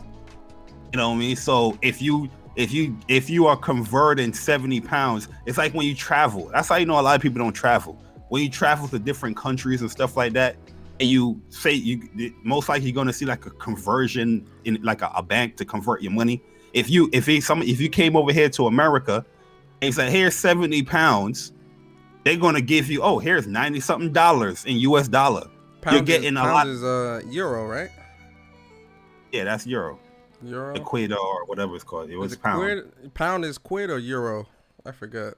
Pound is euro. You just put pound. You know what I mean? But pound sterling. All right, this one we're gonna do. It's like, yo, and then if I was to go to like, you know, the UK, and I give them $70 US, and I say convert that, it would be like $50-something or something like that. You know what I mean? Mm-hmm. So when I convert $70 in US is only $50 in pound. Pound is quid sterling. Okay, there we go. Yeah, I got it. All right. So $70 in US is $50.39 in pound. Now, yes, that's in Europe. This is showing you the reason why it's lower is because the pound is worth the currency is much. It's worth more than the currency in pound is worth more, so it takes more American dollars because if we do just $1, let's do one American dollar. No, wait. Yo, bro, everybody has taxes and regulations, man. You know what I mean? When we pay $70 for a game, we paying like $75, $76, you know, for the game. Oh, that's weird. You know what I mean? And that's dependent on your state. So we can't just be throwing out stuff like, oh, the U.S. the Europe got taxes and regulations. So does America. Everybody has taxes and regulations. So the pound. What I'm trying to tell people is that don't get caught up in the conversion rate as far as like, oh, you're using the USD to say that you're paying so much money. You're not. Let's do Canadian. And that's the same thing. Like Canadian people be like, yo, in Canada, I'm paying $89. It's much cheaper it's much more money than the US. No, it's not. Yo, you know how much time I've been to $70. All right, so $70 in America is $88.92 in Canadian. But then, so really the conversion rate is correct because 89.99 in 89. No, I'm doing Canadian. $89.99 Canadian is $70.85 in America. So, by the laws of conversion, we are paying the same price. The thing is, the Canadian dollar is worth less than the US. Yes. You know what I mean? Like the reason why this price is, you got to look at your country too. Like, yo, Canada, they're not going to put it as $69.99. You know what I mean? Because you got to look at the economics of the whole country. Like, what is the value rate, or what's the appropriate price rate where everybody? I don't know how much money the you know, per Canadian or the average, you know, income is and stuff like that. But they rate those things due to that. You know, no different than the U.S. here when you see the MSRP. Because a dollar on American is worth $1.27 in Canadian. Yeah. So, you know. It wasn't always like that, but Yo, bro, you know how much times I go to Canada, especially when I was with my ex. Yeah, I used to go to Canada, bro. I used to buy Gucci shit from there. Come out much cheaper. And when you know what's beautiful about Canada? Sometimes they take USD. So you know what I mean? It would be cheap. Yo, my boy would get tattoos. His tattoos would cost you probably like, you know, $500, almost $1,000 here in the US, depending on him getting a good deal from a parlor, right? You go up to Canada, try to get one, shit, much cheaper. Much cheaper. You know what I mean? In euro, $69.99 is $84.66 in American. So, you know, again, but if we do $69.99. No, but what they're doing is that they're looking at the $69.99, right? No, I understand what they're doing. They're not equating it to the euro. They're equating it to the dollar and going on Twitter. It's like, look, I'm paying much more than you. Yeah, which is not true. You're paying what your country's currency value is. Currency is a two-way street. And I always tell them, I say, okay, so do the vice versa. What is the USD compared to the pound, right? Mm-hmm. Am I paying for the game less? You know, no, I'm not. It's still $70 for me. That's like saying, have you ever heard somebody from Japan complain about, damn, why am I paying 10,000? What's it like 1,400 yen for my game? While in US, you guys are paying only $69.99. Yeah, you paying much. I think, you know what I mean? Like, yo, the value of the currency is different. I forgot the name of the. I know you go to PSN. You go to the PSN store. You will see I'm pretty sure a majority of you guys have a Japanese account. You see them joints like 1,400 yen, 13 yen. Are you saying to yourself, man, this costs a lot? No, right? You bought a PSN from Play Asia that's $60, and you play it. You bought your game or whatever it is from the Japanese store.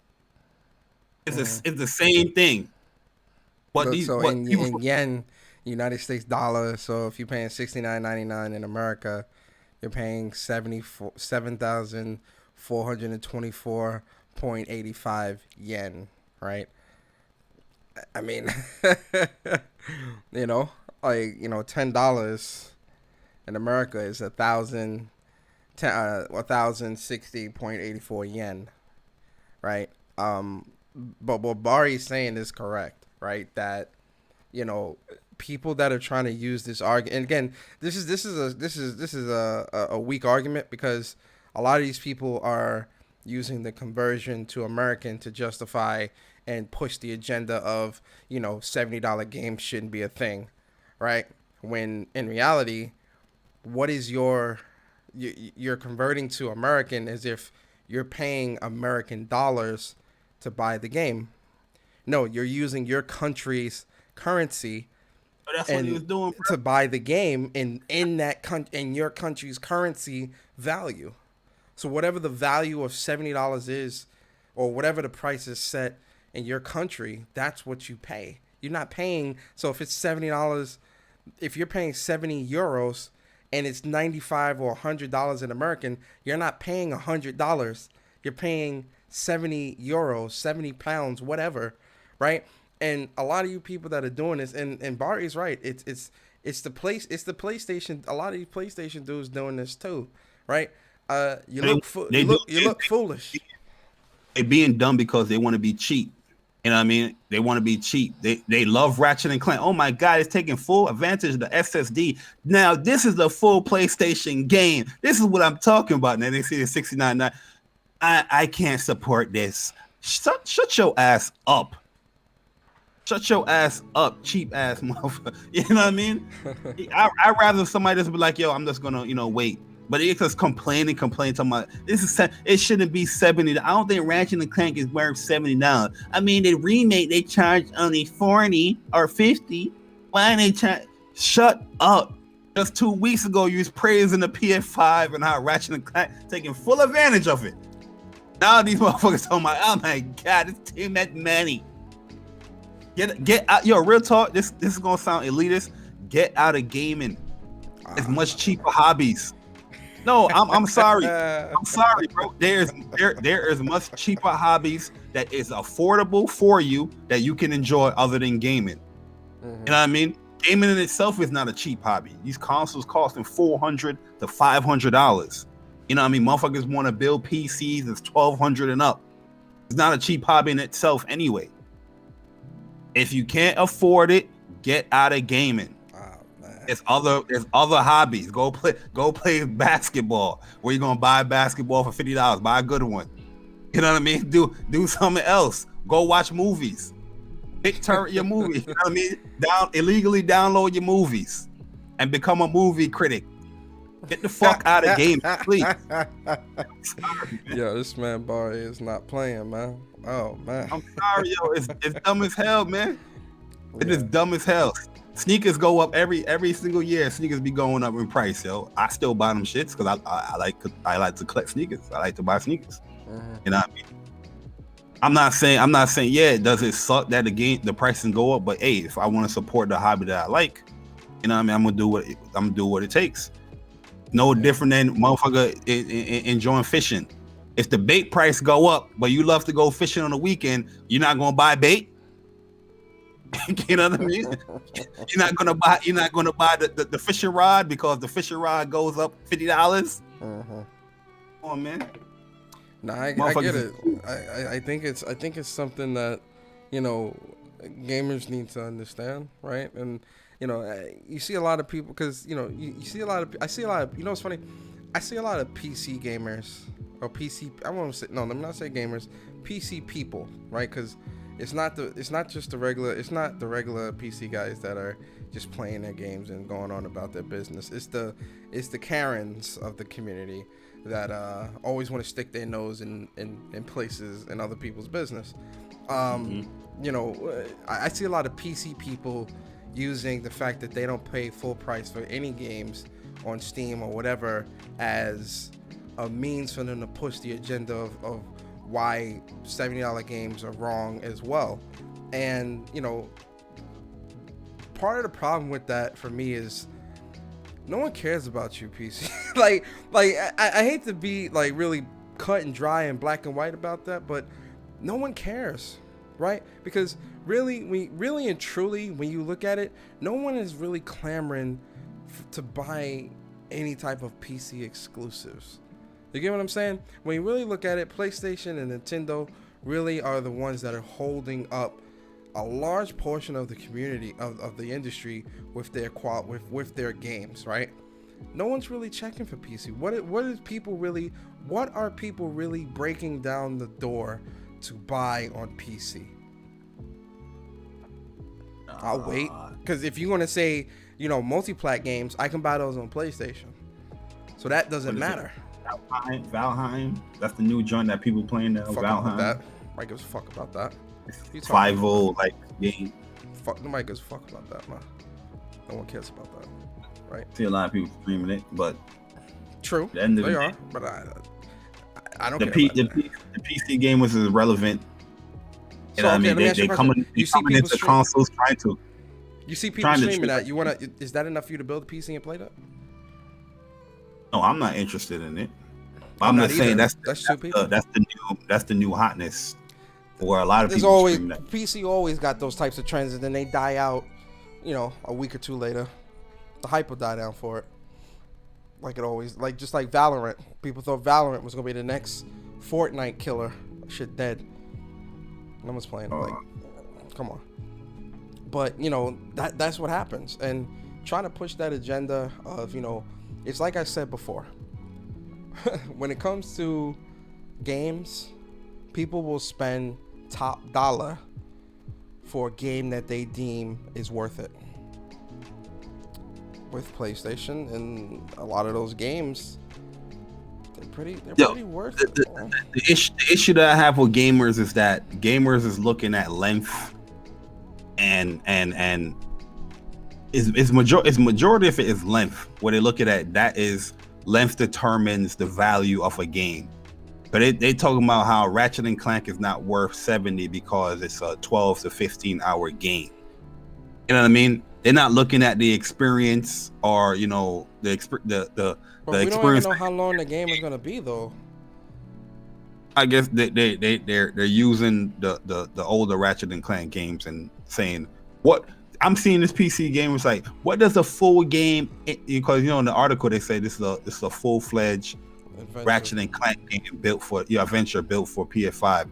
And here these dudes is like, what does a full-fledged adventure entail? I told ladies and gentlemen, if you was watching me a couple weeks, like was it last week or the week before? No, last week when I was talking about Ratchet and Clank. Remember when I said that I feel bad for Insomniac because they have to put that type of language into what they put out to specify what it is, the reason, at least this is my theory. The reason why that is there like that and it's specified in that way is to convey that you're getting a full game, because there's been a lot of misinformation and miscommunication happening where people have been interpreting what Insomniac has been putting out previously, and interpreting it incorrectly with Miles Morales when it was 4K/60, and people like, is that or? And I'm like, are you fucking are you stupid? What does this mean? With the remaster, people thought this was the Spider-Man remaster. What that taught me is that a lot of people, y'all don't read the articles, you read the titles, because I saw a lot of people on podcasts complaining about how there's not enough there, although Insomniac listed out everything that they did within this game. And people in podcasts and on Twitter were saying, oh well, it's just a resolution bump, and I'm like, no, it's much more than that. There's more NPCs, more cars, model reconstructions, not just of Peter, a lot of characters, model reconstructions, ray tracing, touching up. Like, they did a lot in that game. But no, people only gonna look at it as a resolution and frame bump. You know what's be funny on Persona? Right? Everybody complaining about $70. I pray to God Kena Bridge of Spirits is $70. Please, I pray to God. Everybody's so excited, right? You see everybody so excited. Oh my God, Kena, when is it coming out? Kena, please, Kena. I love Kena. Look at my fan art of Kena. I just drew Kena and all the little ooglies, whatever they call. I don't know. I forgot what they call. Oh, Kena Bridge of Spirits. Oh, Ember Labs, Kena, please give us the release date. Kena. Ember Labs put out that blog article. Kena is releasing on PS4 and PS5. PS4 version is 60. PlayStation 5 version is 70. You're gonna see all the hype. People's gonna be like, they gone. They out. they out of there. They deleting tweets. Like, I've never hyped up Kena. I never. Hey, you know what's funny? A lot of people in this community are hyping that game up. A lot of people on all sides. Wait till if it come out and it's 70, and people start changing their tune. Bro, they're going to. It's not they go. People, they're going to change their tune. I seen it Ratchet and Clank, bro. Yeah. Bro. Seen it with Ratchet and Clank for a year. They was hyping it, talking about taking full advantage of the PS5, PlayStation 5 exclusive. Look at the worlds. Oh my God, you can't do that at no other console. There's no other console doing what Ratchet and Clank is doing. 70 price tag on it. Oh, we're doing something innovative and unique into console gaming. $70. Oh no, that's too much. Oh, $70. I don't know about that. That's a little too rich for my blood. You feel too much, man. Hey, listen, that SSD is good, but hey, I bought a PS5. I want you to take full advantage of it. But take full advantage of it. The game's only costing like $20-$30. $70. Ratchet and Clank should be at least the bare minimum $40, not $70. People had their way. The games if they had their way, the games would be free. Yeah. People, you listen. This is what Game Pass has done to PlayStation gamers, right? It make them look at the game in price, right? As far as what is this worth? What is this worth? Oh, the game is a action adventure game. Is that worth 70? Is that worth 60? Oh, it's an RPG. Oh yeah, that's worth. But it's a graphically intense RPG. Oh, I played that at 70, right? Mm-hmm. But they look at Game Pass and Game Pass. Like I said, they got games like Medium that dropped. Nobody played it. Looked good as far as visuals, right? Or it looked kind of visually wise, but nobody playing it. You know what I mean? All these Halo Wars 2 got some of the best visuals as far as like the CG. That CG looks amazing. A lot of work went into that. It's on Game Pass. What happened? No more updates. Nobody's playing it. You know what I mean? Game Pass has tainted these dudes' mind. Only thing it hasn't tainted with is Nintendo. Got all these motherfuckers. It went out this week, and they bought 3D World, Bowser's Fury, for what? $59.99. Old ass games. There was no complaints. Yeah, that's a fact. No complaints about it.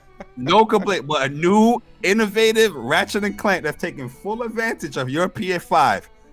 I'm tapping out PlayStation. This is too much.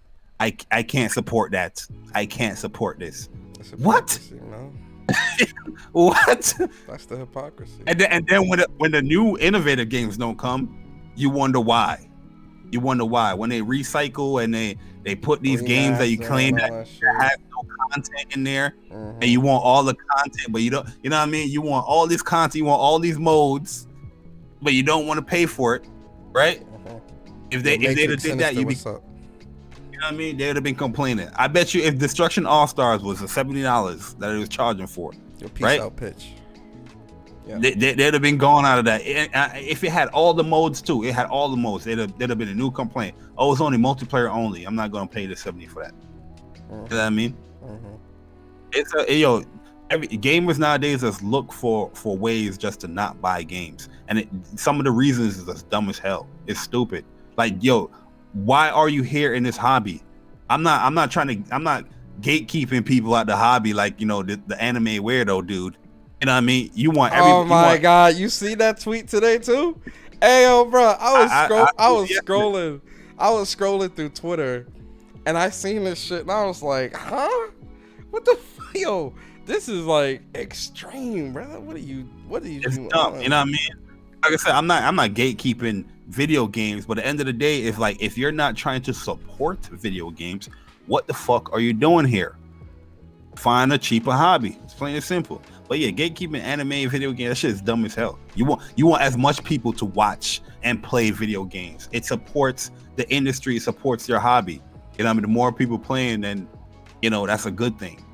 You know what I mean? But that dude, he was dumb too, man. He's talking about if you watching these animes, you can watch whatever anime you want. I watch some obscure animes. I watch a lot of anime. I always go back to what they quote unquote the mainstream ones, because guess what? The mainstream ones is just good. You know what I mean?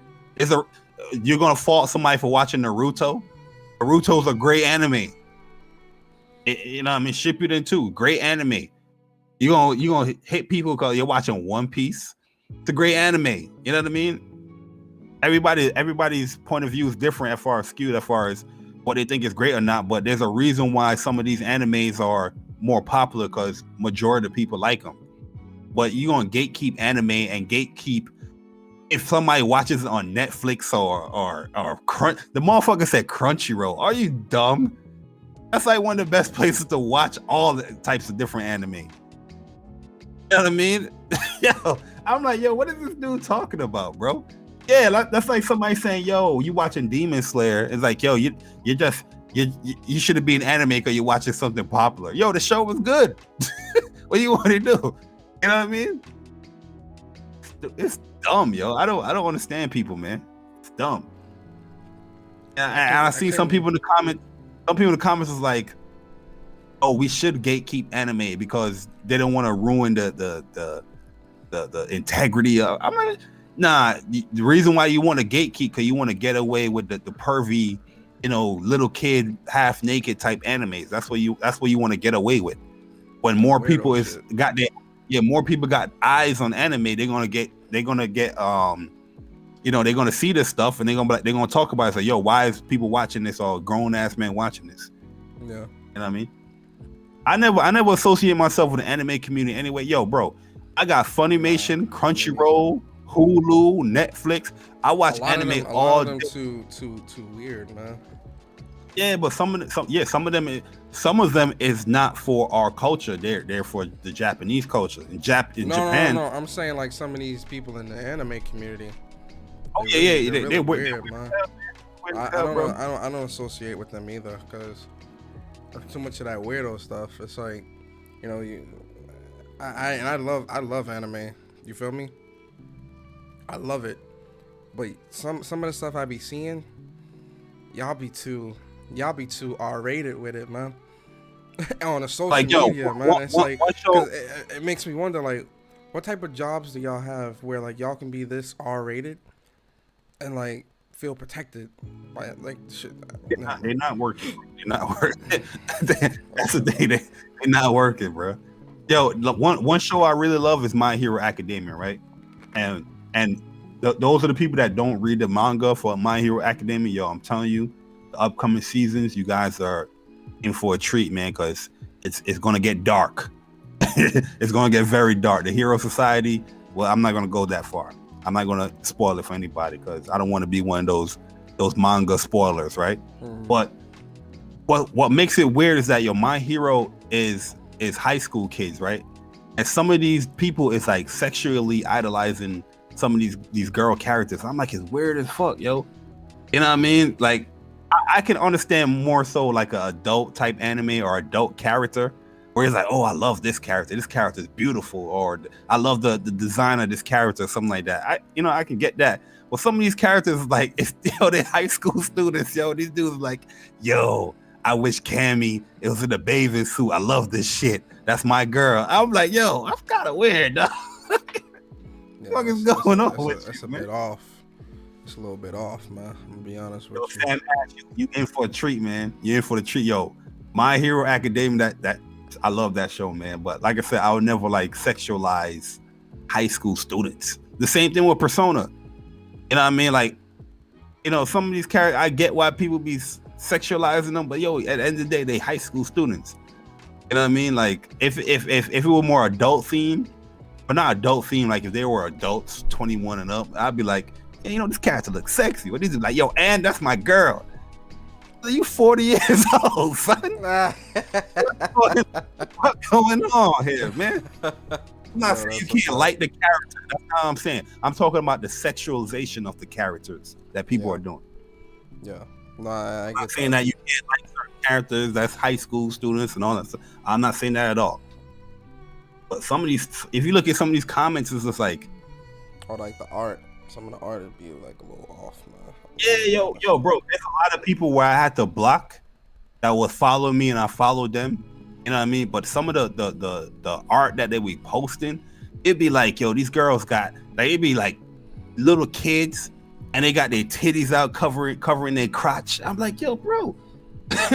I'm like, nah, bro. I gotta block you. I'm not trying to see that shit on my timeline. Yeah, it's weird, bro. I'm like, yo, I'm not saying that you can't like anime. Yo, I love anime, bro. I love anime. I watch anime every week. That's why sometimes you be seeing me Sundays, I be gone. I'll be watching anime, or the weekends, or Saturdays too. I'll be watching anime. You know what I mean? I love anime, but yo, some of the shit you gotta look at, like some of these dudes is like 30-something, 40-something years old, and they out here retweeting and liking and commenting on sexualizing little ass kids. Yeah. You know what I mean? It's different. I'm not saying you can't like that stuff, but when you go over the top, you know what I mean? You go over the top and like, yo, man, yeah, she do got some nice ass legs. Even though she 14, like, yo, what the fuck? Did you hear yourself, sir? Like, you understand what you're saying? They be saying it out loud, man. They be getting crazy, bro. Yeah, they don't. Yo, they don't care, man. Black Clover is amazing too, yo. Is amazing. People, that's the dude put that in there too. I'm like, yo, bro. The thing is, like, Black Clover is fairly new. Like, some of the shows he's putting in was like fairly new. Like, if you look at it, Demon Souls is very new. Only got one Black season. Clover is very, Black Clover is still fairly new. You know what I mean? Yeah. My Hero still when he was saying One Piece, Naruto, Dragon Ball, Bleach, and all that, I'm like, dude, are you stupid? Like you, bro. like Dragon Ball Z is where a lot of people started with anime. Like, what the fuck what are you talking about? And Dragon Ball was in the 80s, right? Like, you understand that, right? Dragon Ball isn't something that just happened in the 2000s. Dragon Ball has been going on since the late 80s, early 90s. You understand that, right? A lot of Dragon Ball Z was 90s, not even 2000s, like early 90s. What are you talking about? A lot of people caught. Yeah, I was gonna say a lot of people caught it during Toonami.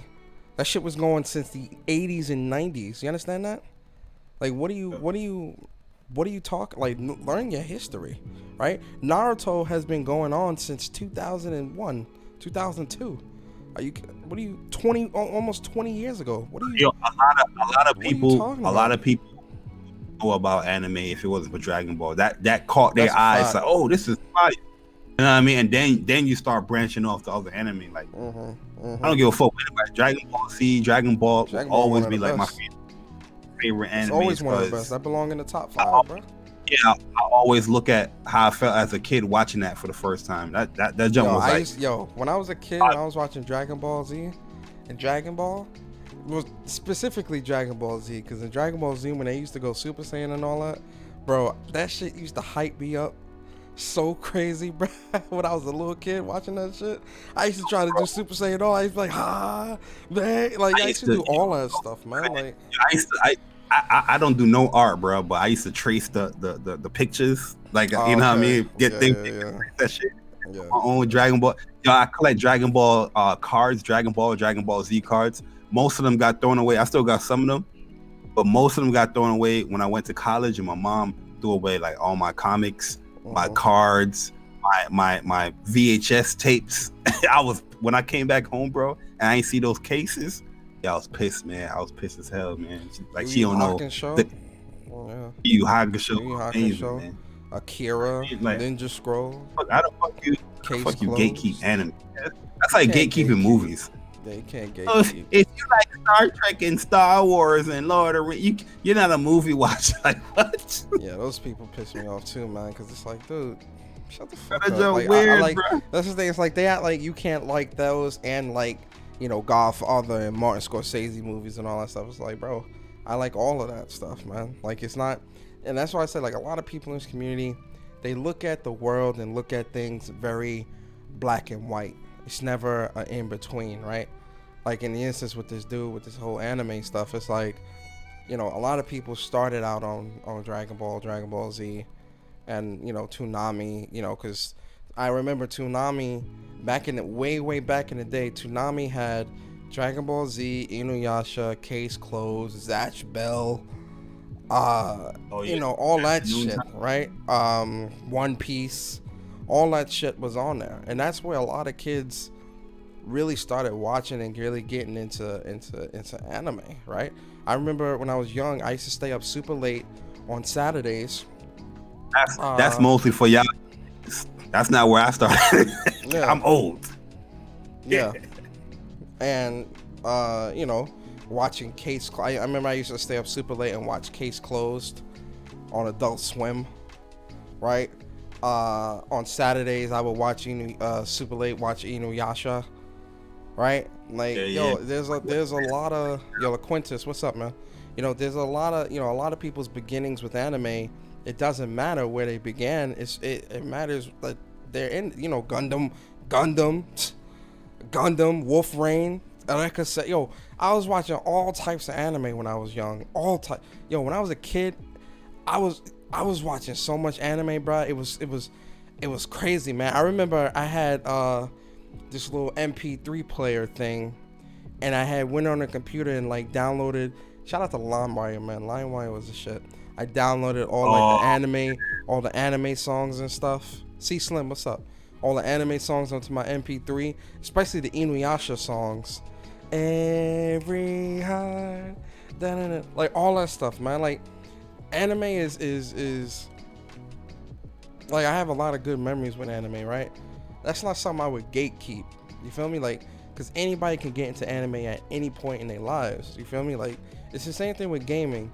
Like, you can't really gatekeep per se with gaming. Like, anybody can like get into gaming at any point in their life. but with this whole anime thing and this dude and like all that stuff, I'm like, yo, man, you look like a real loser, cause it's like, you know, it's just like with those dudes that you know, they see like a chick like anime or something and they start grilling her. It's like, dude, relax. The only reason why that dude said that because he wants to gatekeep anime because he want to continue watching his perverted little kid shit.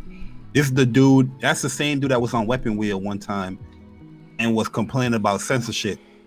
Why Sony is blocking little kids in the games, why they can't see their titties and their ass and their panties. So the man was upset with Sony. Yeah, that's the same dude that was on Weapon Wheel, yo. He was saying some crazy shit talking about, yo, Sony's censoring. This is wrong what Sony's doing. I want to see the little kid panty. Shit, yo, crazy out here, bro. Hey, yo, what? Yo, the hell, yo, listen, man. That's why this dude is saying comments like that. Because if you don't gatekeep, more eyes is going to be on that type of media. You know what I mean? And with more eyes, you know, it's going to come. It's going to come to more people attention. Like, yo, this is what's going on in anime. But the thing is, like I said, a lot of the obscure anime, it's not made for our culture. You know what I mean? Japan, they look at it different. Like the legal age in Japan is much different. You know what I mean? So they looking at the 16-year-old, 17-year-old kid much different. And you lucky you're getting some subtitles from somebody that probably, you know what I mean? Let me do my subtitles for you guys. That's why they go to these obscure sites and stuff like that. You know what I mean? That's why he bashing like Crunchyrolls and but Crunchyrolls and those sites, they have the obscure anime there too. They got the crazy stuff too. They like the more pornographic shit. So they go to the weird websites. They want hentai. That's what the fuck. Yeah, exactly. Nah, we're not doing none of that. Not here. Nah. Nah, we're not doing none of that, man. Y'all gonna have to get right. Cause that stuff is crazy. How like some of the people in this community are with that stuff. Weird, man. Damn, that man Barry, he had a lot to get off his chest. Yo, I was gonna do like a speak from the heart, but I didn't have the time, man, because I was doing the Guilty Gear streams, and I was like, the next time I'm gonna stream is when I stream the game. So I was like, nah, I'm not gonna do it. But when you hit me up, I was outside because I was just chiseling all the ice off the car. So I was like, oh, let me come up. Yeah. I'm glad you came through, man. I definitely wanted you. Yo, Fire Breather, what's up, man? Glorious War, what's up? Well, what up, guys? It is what some devs have said, namely the guys that made the Gal Gun and Shamrock Kagura games. Sure, you can bash some dude on YouTube, but what the adult devs? I mean, listen, if they want their game to sell, it's gonna have to conform, you know, to certain rules. No, like I said, I'm not saying that you can't have that stuff because, like I said, the culture is different. Senran Kagura is like one made in Japan. Yeah. Like the culture and how they view age demographics is much different. You know what I mean? That might be perfectly fine, but they want the game to sell, so they're gonna sell it over here in the US. Yeah, so that's what I'm saying. So if you want your game to sell, you have to adhere to certain rules. That's what I'm saying. It's gonna get censored. Yeah, it's gonna get censored. Yeah, and I'm like, you know, that's what they have to do. It sucks, sure, for those that want that type of stuff in the realm that, you know, Japan is also getting it, but in America and other places, they're gonna have to put some censors on it. It's too vulgar for this audience over here. That's what they deemed. No different than like a Japanese game. Some of the stuff that gets translated and dubbed, they change it. Like a lot of games that, you know, Japanese made games, when they get the dub or, you know, the subtitles here, some of the games might get changed so it can, you know, be appropriate for, you know, American audiences. You know what I mean? Yeah. No different than like Final Fantasy 7. Japanese Barrett is much completely different than US Barrett. That's not like censorship though, but that's just a kind of example as far as like how things can change to suit certain audiences or regions or stuff like that. Mm-hmm. Yeah. Yes, I titled this show "Gamers, It's Time We Had a Talk," right? And the reason why I did that was because I knew that you on 90? Sheesh. Yeah, 90. The reason why I titled it that was because I wanted to give. It was supposed to be a general talk. Yo, Carl, what's up, man? It's a general talk, right? Talking about multiple things, and I knew that the conversation was going to, shift to a lot of different topics. I didn't want to put a general. I didn't want to just say, "Oh yeah, we're talking about acquisitions or something," and then we would go into. Because realistically, man, when I think about it, man, gamers, and I'm speaking to all gamers, not just PlayStation Nation or Xbox dudes. Gamers need a talking to, right? Xbox dudes talking right now, Persona. These motherfuckers videos on a headset, bruh. I'm not saying you can't get excited for a headset, but what game are you playing with that headset? I just scrolled through Twitter and I see my man Kid Smooth.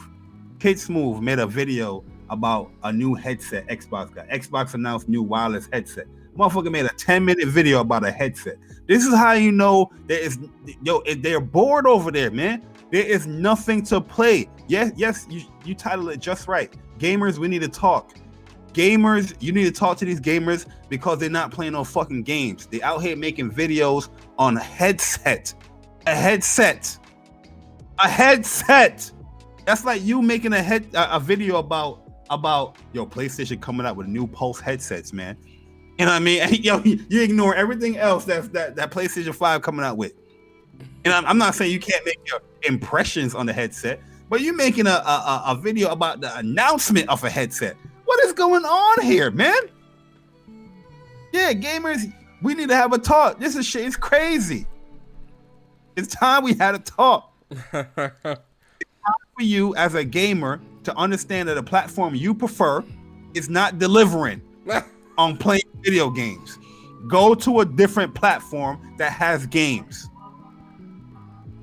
Fucking crazy. It's crazy, man. My bad for the damn. They blown the damn. Then P5 Striker come out Thursday or Friday. That come out the 23rd, right? No, it come out the 19th if you bought the deluxe edition. So Friday. Really? Yeah. I bought the deluxe edition. I gotta beat Yeez 8 before I touch that. Nah, yeah, it's time I beat because Bravely Default come out Friday as well. Oh, Bravely Default come out the 26th. Does it? This is a bad week. I got the deluxe edition, but I'm not playing Strikers. It's whole week. Wednesday. Striker. This week is Yeez 9 and Guilty Gear. Guilty Gear is Thursday or Friday, whichever day. Guilty Gear that whole 4 days for me. Yeah. I ain't playing shit, but I'm at chapter 7. I'm almost done with chapter 7 in Yeez 9. I think there's 9 chapters. 5. Yeah, I'm at chapter 5. You with the Raging Bull. Well, gosh, I just tell me this because in this, okay, you can spoil it because I'm at the beginning. Yufa is Raging Bull, right? Absolutely. I knew it as soon as because I'm at the start of chapter 5, but I'm looking. I'm like, yo, that one Yufa definitely looks like Raging Bull. Disguise is not that. Yeah, this guy. Yeah. She's an adult, by the way. She got big ass titties and a fat ass. She can't hide that disguise. Man. Oh man. She's an adult. Long lost Shinobi, what's up, man? Yo, my bad. It slipped. Sorry, Bob. It slipped. So yeah, I'm at the beginning of chapter 5. So, tonight after I finish studying, I'm gonna play for like an hour or two. I'm gonna play some Destruction All Stars. And finish off with some Yeez 9. But gamers, we Doll the best one. Huh? Doll my favorite. I love Doll, yo. Doll is nice. I like her a lot, man. I like her little skate move that she chains does when you run. Well, with her specials, like I got the crescendo, the waltz thing. Yo, that shit just chain well, and then that's linked to the super. Yo, Doll is fire, man. Yeah. I like Doll a lot. Doll and Hawk and yo, listen, man. White Cat, she up there for me too, man. That little stairway stomp move she do, bro. Oh my god, bro. I drop fools, man. Hawk is amazing too, man. Yo, but long shot, yeah. I've seen all the reception and the rollback, man. This is what we wanted. This is what we wanted for years now with Arc Systems, man. It's this rollback implementation. Rollback is the wave, man. It is the wave. That's the better net code, man. And everybody's happy. Yo, people from Japan, West Coast, East Coast, Japan, people in Europe, and they say, yo, it feels good. You know what I mean? So I'm excited. Having good net code is gonna further draw the longevity for your game. Mm-hmm. You know what I mean? That's just a fact. Like there's times, I love Grand Blue Fantasy. I love that game to death. But there's times where I won't play that game because the online. You know what I mean? Or I won't play rank because the online.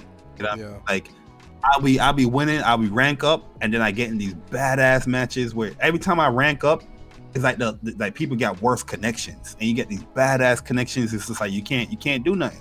Moves won't come out.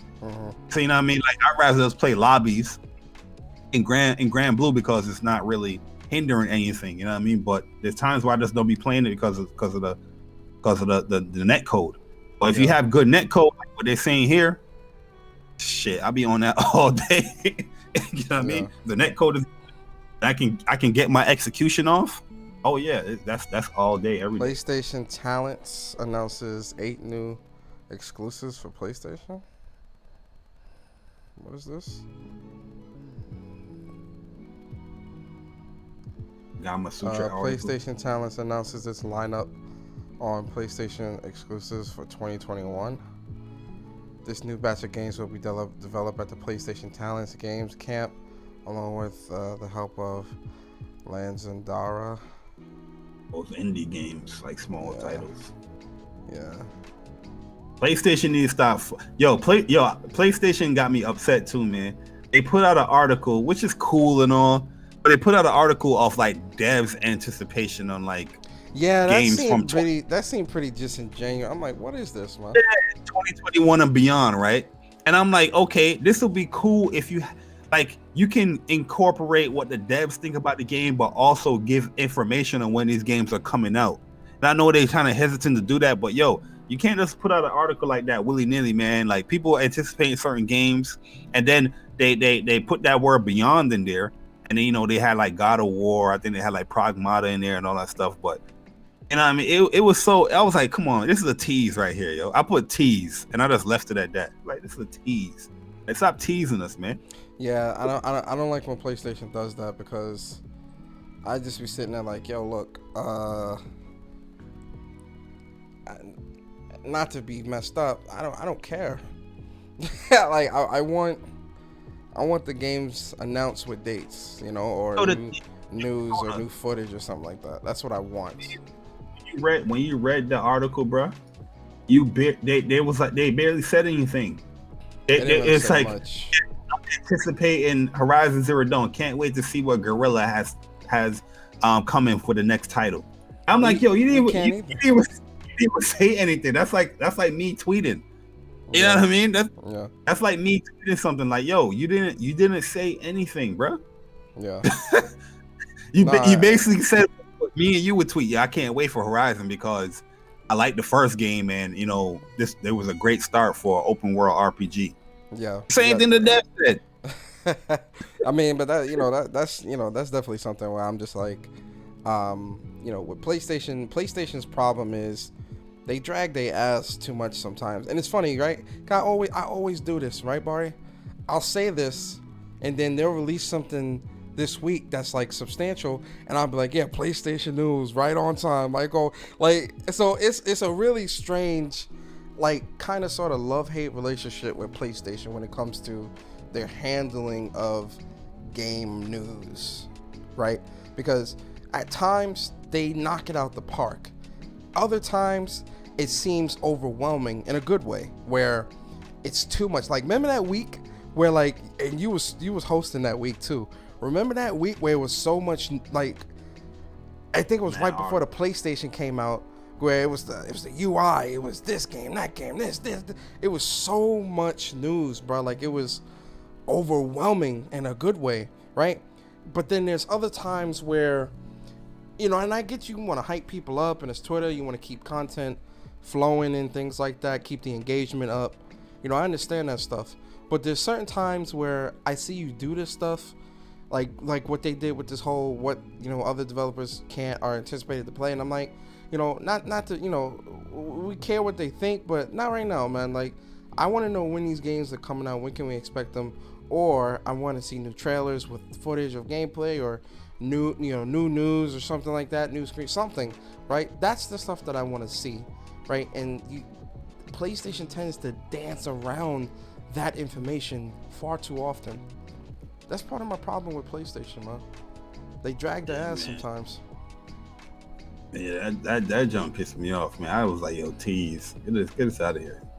Tease ass article. Like Kena, yeah, I'm excited for those. You teasing that. Like Kena, right? If Kena really is coming out in March, when?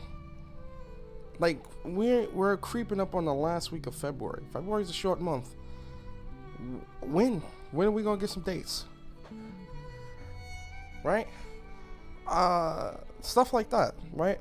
And I get that, you know, Ember Ladders might not be ready. You know, PlayStation might have jumped the gun with that whole couple of dates in the fine print or whatever. But, you know, and, you know, when? You know, that's really the only way I can put it. When can we expect something? Hey, man, they said that Ratchet & Clank was coming early. It should come out in June. You know, you just barely made the launch window right there. Yeah. So. And then they pushed Returnal back. Smaller. You know, yeah, Kena's much smaller. All the way to the end of April, bro. Like, what? That game come out May 1st, man. That's May 1st. The game coming out, man. Yeah, like, that's such a strange time frame and date. April 30th. Like, that's like the last day of the month. Oh, but it's $70 Persona, so you know they're not gonna buy that. Oh nah.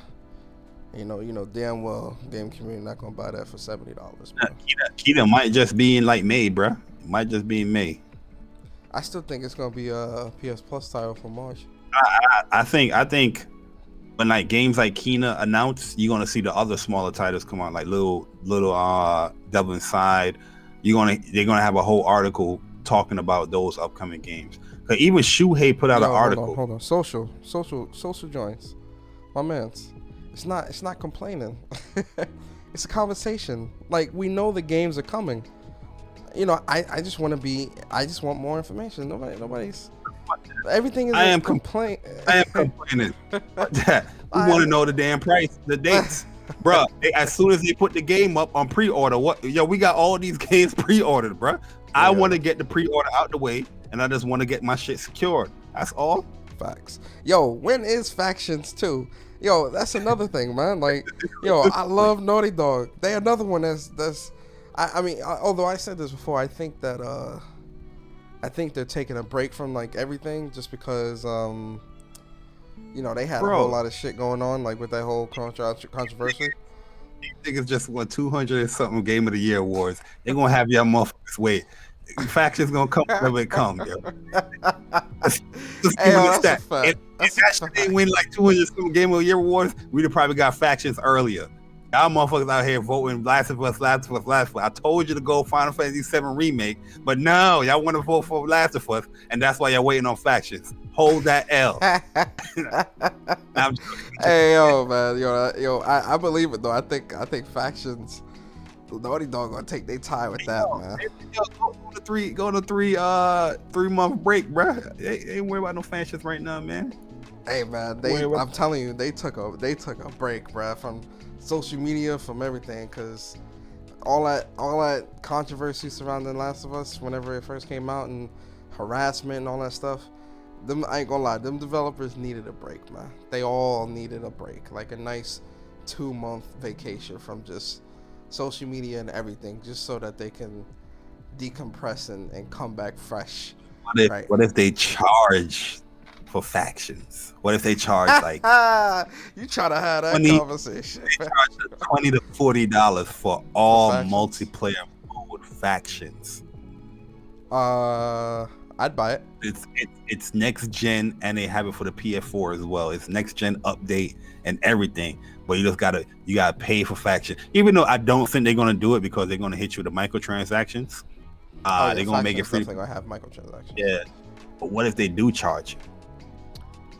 If they charge like 20 or 40, I'd buy it. It's factions. It's Last of Us. It's Naughty Dog. I'm buying it. Yo, Sam Ash, hell yeah, I'm upset. Hell yeah, I'm upset. Final Fantasy VII got robbed. It was the best game this year. I don't give a fuck about you Naughty Dog fanboys. That the best game of the year was Final Fantasy VII Remake. Hands down. I'm sorry. Oh, Sony can get upset. He can be like, oh my God, but Ellie and Abby. Who gives a fuck? My man Cloud. Cloud. I know you see, but you're a Cloud fanboy, so you know I expect that from you. Not even that. It is. It is. You're a Cloud fanboy. You're a Cloud fanboy. No. Don't get it twisted. It's clouding your judgment.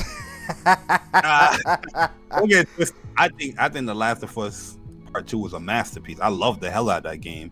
I just love Final Fantasy more. I think it's much deserving. Your judgment is clouded. I get it. It's all good. You know, no. I'm not upset. Naughty Dog deserved it. The animations was amazing. Story was amazing. Gameplay was amazing. Mm-hmm. Final Fantasy VII Remake had that too. Great story, great gameplay. Animation's amazing. Little graphics could have needed a little bit of work with certain areas. Yeah, definitely did. In certain areas, yes. Yeah. Other than that, that game is a masterpiece. You know what I mean? And that's just the first part. The fact that Square made a full game out of Midgar, bruh. Full 45 to 50 hour game in Midgar is enough to get that game of the year. And it was satisfying. You know what I mean? It's like, new people was playing that game. Was like, I never played Final Fantasy ever in my life. And they became Final Fantasy fans off of that. The fact that the matter of that right there, I think that game should have won Game of the Year. Because people that didn't even play RPGs playing this game and they're loving it. Yeah. You know what I mean? So it is what it is. No, Final Fantasy was definitely amazing. Really enjoyed that game. Very fun platinum too, especially playing on hard mode and like leveling up all the materia and everything, and like setting up your strategies and whatnot. You fighting some of the bosses. Hard. They gave you mad XP. They should have left the XP the same, bro. It would have made it much harder. Yeah. But the real hard mode anyway. So that's the real hard mode with Jules. With the arm pull-ups. Yeah, man. That's the real hard mode, man. Actually, how many tries did it take? It took me I want to see how much people actually got that trophy. How you check this trophies out? You go to PlayStation PSN trophies? How do you check the trophies out? The rate? Hold up, I can go to it on there. You go to PSN profiles. Oh, PSN profiles? Yeah. PSN profiles.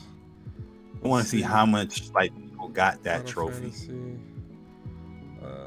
Final Fantasy. Or you type in my name and then look at the game from my name. No, you can just type in the game and look through the trophies. Only see search for PSN name.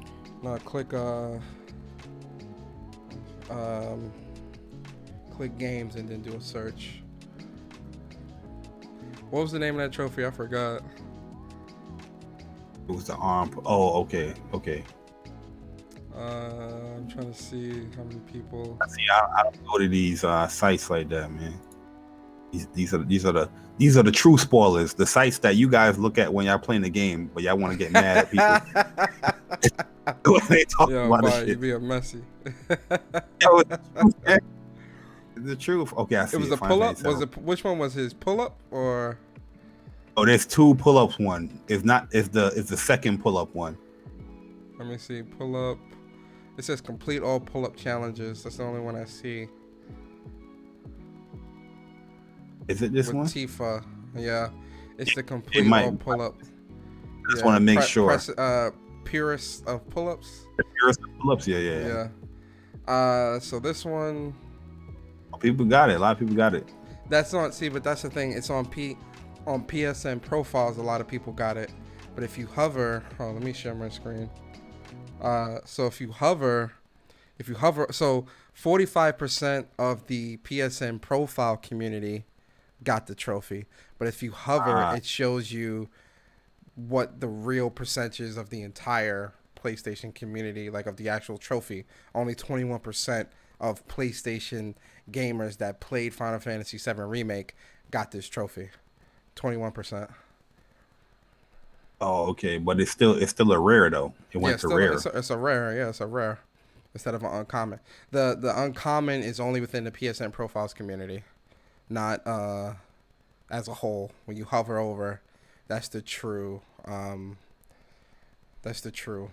percentage. So only 21.1% of people got that trophy. That's crazy. Yeah, a lot of people got the platinum. 23,000. Yo, platinum. Game owners is 100 and something. Well, so no, 100 again, Master of Fate. So if you look at it, 23,000 people. That's only within the PSN profiles community. But then if you hover over it, only 4.6% of people got the platinum. So it's an ultra rare. Wait, Final Fantasy VII Remake is an ultra rare? The platinum, yeah. What? Damn. Yo, a lot of people didn't want to do that entire second playthrough because you know what I think a lot of people got caught up at? They got caught up at the dress scene, at the dress area in Marketplace. Yeah. And War Market, right? And a lot of people got caught up in real talk. That Sephiroth battle was kind of tough too, a little bit. I'm seeing it die down when it's the ultimate weapon, defeat Marlboro. Mm-hmm. Hardened veteran. Like defeat Pride and Joy ultimate weapon. That's only at 6.6%. Yeah, I see the hovering. Yeah, okay. Yo, and then like Hardened veteran again, very rare. Only 6.1. Characters to level 50. Wow. Let me see. Oh yeah, a lot of people weren't. I'm sure a lot of people skipped a lot of those side missions and all that stuff. Side quests too. Yeah, complete all the side quests. There's the Wall Market ones to get the dress that can confuse people, but it's just trial and error. I will say this because chapter 18 is the final chapter. That's the end of the game. A lot of people completed that. So a lot of people 53% of people beat the game. Yeah, that's a very, very good percentage. 53% of people beat the game. That's very good. That's very good. Yeah. I mean, people played it, man. They liked it. A lot of people play. It's Final Fantasy, man. Like, how can you not? It's Final Fantasy VII. Like, how can you not love this game, right? It's a great game.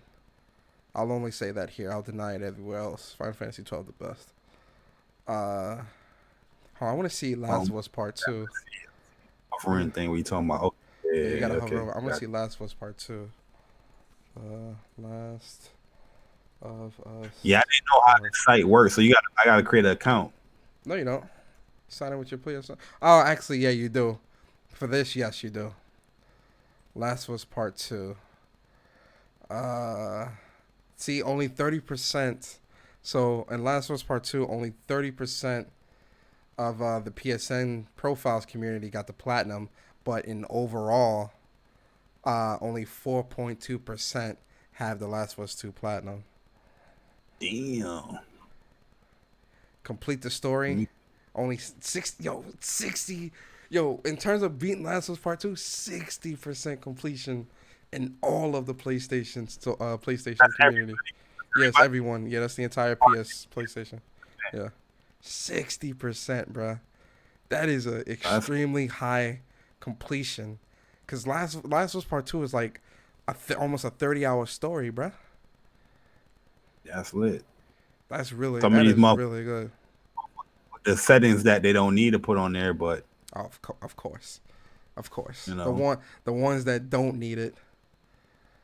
Find all the strange. Yo, a lot of people was really doing a lot of exploring as well.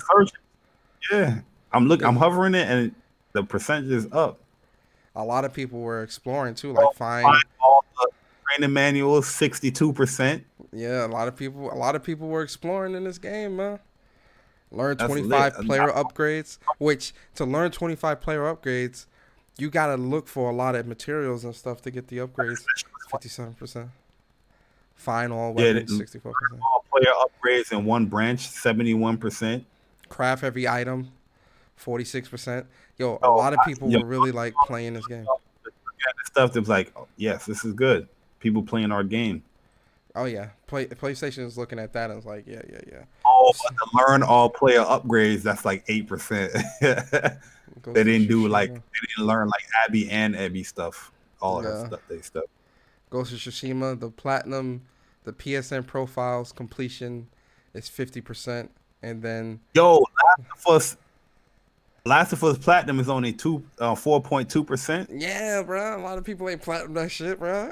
Because you really gotta technically you gotta play the game twice. So up to a certain point, like once you get to like the part where Abby is leaving to go find what's the name, that's when you really can get the platinum around that area. But if you do chapter, or you could do chapter select. Like you do the chapter select. I think a lot of people didn't do the chapter select. But even Ghost of Tsushima, the PSN profiles community, 50% platinum completion. But in terms of the entire PlayStation community, 13%, which is that's pretty solid, right? And then even do they have a complete the story trophy? Let's Confront Con. Fans out here, boy. Yo. They were doing them side missions in Ghost of Tsushima, man. Complete all of Noro's Tales, 37%. Complete all of Masako's Tales. Is there a site like this for Xbox? I'm not sure. Complete all of Ishikawa. Ghost of Tsushima Platinum, 13%, bro. Yeah, bro. People was playing. Yo, that's good as hell, bro. Yo, that's good. Yo, shout out to the PlayStation Nation, bro. Let's go. A lot of people were doing all the side missions, bruh. Complete all of Eunice Tales, 47%. Complete all Mythic Tales, 42%. Complete all Tales of Ghost of Tsushima, 22%. Yo, we out here, boy. Successfully complete every duel, 32%. Successfully stagger enemies 50 times, 83%. Build your legend to earn the title of Ghost of Tsushima, 37%. This is why PlayStation is going down this route. They see this like, yo, people are actually doing the activities, they playing the game. They're gonna continue doing this, bro. Mm-hmm. There's not gonna be difficulty trophies unless like it's a patch update or something like that. Mm-hmm. Oh, they're saying trueachievements.com. I'm about to check it out. Oh, let me go to it. True achievements. True achievements. Look at the medium. Hold on. How you can look at the game? True achievement. Xbox achievement. Just like Xbox. This look convoluted. Yo, when you get to the PSN profile, yo, you see the game. This shit looks messy, bro. What the fuck? It looks convoluted like the dashboard. Gaming. How do I search? All right, let's search the medium. Series X? Series X games? I see it. I'm searching the medium. All right, the medium. They don't have it in order. Like you can click the actual letter. Like go to B or go. Yeah, who made this website? Hey, this shit kind of sloppy, bro. I'm gonna keep it a stack with you. Sloppy. It tells you how many track gamers. 39,000 track gamers. 90. It doesn't tell you. The game is called The Medium? Medium? The Medium. How do I... This site is ugly, bro. It doesn't like... So, like, with PlayStation, you see how you can, like, hover over and, like, it'll tell you... So, it'll show you the community that actually completed the community and PSN profiles, but then when you hover over it, it tells you the entire PlayStation community as a whole, how many what's the percentage as well. On the Xbox site, you can't. It just, I don't know, it just seems it seems a bit It's sloppy, man. Oh, on before you get to the whole achievement, it said the full list of 39 the medium achievements worth 1,000 gamer score. It takes around 8 to 10 hours to unlock. Oh yeah, I'm looking at that too.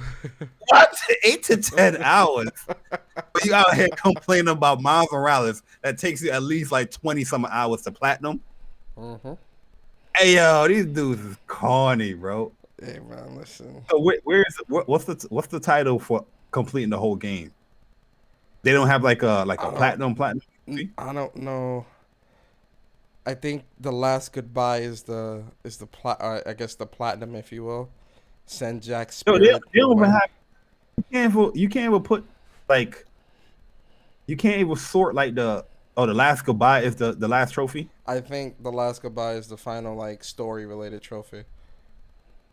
So, but they don't have like the ultimate trophy. They don't have like a. Well, they can. You got all the achievements. You can. No, you know, like the last goodbye could be like the end of the story, but if you complete all the achievements, you will get an actual trophy for getting all the. They don't have something like that Xbox. No, they don't have platinum. Like platinum trophy. No, I don't think so. I think it's just a score. Achievements is whack. Achievements is whack. Yeah, I don't really like achievements that much, to be honest with you. Hey, go scroll to the top, Persona. Stay right there. Stay right there, Persona. Okay. I don't want people complaining about Ratchet and Clank, the Returnal. Look what Xbox is offering you guys. You have the audacity to talk about Ratchet and Clank not worth $70. Look at this. The game takes 8 to 10 hours to complete. That's the full completion rate, but at $50. Okay? But you PlayStation schmucks out here talking about, Ratchet and Clank ain't worth 70. Returnal ain't worth 70. But look at the you know the argument they're gonna use? Game Pass. That's the argument they're gonna use, man. Because they're not really spending 50, they're spending 10. That's the argument that they're gonna use. I agree. But the argument they're gonna use is say, oh yeah, it may cost 50 for someone that wants to buy it. But if you got Game Pass, it's only $10. Yo, they slick too. They put the two tags: Xbox Game Pass for PC, Xbox Game Pass. But the price of the game, they put it all the way to the far right. They would like put retail just for $49. Yo, this website is lazy. Whoever created this website needs to get fired. This website is lazy, bro. It's whack. Yo, bro, look at the difference between. What's it called? PSN achievement profiles and this joint. It's two different things, bro. You can tell that there's more care and look at it. There's more care to this website than the other one. Like if you really want to do trophy hunting, I can see this is like a viable website for you. Oh yeah, PSN profios is very highly reputable site. 100% club. Yo, it's over. Yo, you can tell people care about trophies more than achievements. Achievements just like, yo, fuck. The Platinum Club, it shows you who the first person to get the platinum. It shows you who the first person. Hakum is like a legend, bro. He's got like every platinum in the goddamn world, bro. It showed it. Oh, he was the first one to get the platinum? Yeah, it shows you like the first achievers. And then the last it showed how quick they did it too. I don't know where you clicked that, but the last row that you had, it showed how quick the fastest person to get it. Go back real quick. Yeah, you're talking about over here. You're talking about fastest achievers. It took them so it took him 3 days and 12 hours. Yeah. Damn, bro. 3 days. It wasn't playing, man. You know what I mean? Yo, you didn't do anything other than play this game. Yeah. And went to the bathroom. Yeah. Hopefully you went to the bathroom. Shit. Jeez. Hopefully they went to the bathroom. You feel me? Like, that might not always be the case. It's a long game, bro. That's a good chunky game, man. 3 days, bro. Yeah, 3 days is. I wonder how long it took them to. Oh, now I want to search up Last of Us Part 2 again. It took me like a month. Just to get everything, man. Let me see. Last of Us Part 2. I just want to see like how fast. Let me see. You can 100% search for the game here. Yo, fucking way. Buddy got the platinum in 7 hours and 28 minutes. Oh, No hell way. nah. What? Cheating. What? Yeah. How you know the game that good to know like the shortcuts and everything to platinum the game? He's cheating. Yo, these PlayStation niggas be cheating, bruh. They cheating, dog. But 7 hours? And yo, he had to be no, you know what? Because Last of Us has all of those accessibility options. So he probably had even because if you got all the accessibility options on and you got it on super easy, yo, you could burn through that shit in not in those 7 hours, bro. So you're telling me that all the story, all the traversing, that's gonna take you 70 hours in that game? No, the dude was cheating. He was glitching the game, bro. There's no way. This seems more reasonable. This can tell me right here. This tells me that this person, he had the Alpha is right, man. He said speedrunners figure out ways to get around a lot of that stuff. Speedrunner takes a while. This dude platinum the game this fast. That means you have to get all of the collectibles in 7 hours, bro. Yeah. Like this dude right here, I can see 23 hours. Like he's skipping through Final Fantasy 7. Let me see Final Fantasy 7 remake. I'm telling you, yo, this place is playthroughs. They be cheating, bro. I get this. I get the speed runners. I get that, but speed runners, they glitch the game. Like they use glitches and bugs to like skip through the game. This dude got the Final Fantasy 7 remake platinum in 11 hours and 59 minutes. No way. There's no way. Yo, bro. There's no way. There's no way. Hey, yo, bruh. He got the Final Fantasy 7 remake platinum in 11 hours and 59 minutes. Jesus Christ. There's no way you can get the platinum in a day because you have to do the side missions, right? You have to beat the game twice. This game is like a 30-40 hour game if you want to skip the cuts, if you want to skip the side missions and stuff like that. But he's doing all the side missions. So that's extending it to like 40-50 hours on one playthrough. But to you beat it in 11 to get the platinum in 11 hours, bro, on 2 playthroughs? That's fishy. Yeah, that's fishy. They definitely cheating. I feel like even 1 day and 5 hours. Even the 2 days, they cheating, bro. Yo, to do everything in the game is going to take you at least 50 hours, at least on your first playthrough. You know what? I mean, let's say at least 40 hours. If you skip a lot of the cutscenes, you do all the side missions, and you're doing everything you can do in the first playthrough. But you need to play the game again. And in hard mode, it's not like it's going to be shorter for you because the game is substantially harder. You can't even use potions. So your magic MP, you got to be very sparingly how you use that. There's just no way you're beating the game, platinum the game in even 2 days or 3 days. It doesn't add up, bro. It's PlayStation cheating ass niggas. It don't add up, bro. I could see like a week. I could definitely see like a week, but like 11 hours, 1 day. Yeah. The minimum I can see is like 3 or 4 days. You know what I mean? 3 days I can see that because you can beat the game 2 times. Just looking at how much is 3 days? That's like 72 hours. Yeah, 72. I can see somebody pushing through that. I can see 3 days. I can see 3 days because you get the bulk of your time is being spent on the first playthrough. Yep. Because that's the thing. You can get all three. You can get all 3 because you have to get all 3 dresses for Aerith, and you got to get all 3 dresses for Cloud, and you got to get all 3 dresses for Tifa.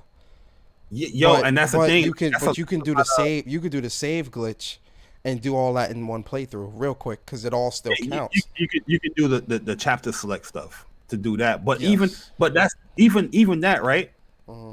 You still need to beat the game on hard mode, and to get some of the trophies, it's only unlocked in hard mode. No, that is true. Like Pride and Joy and all that stuff.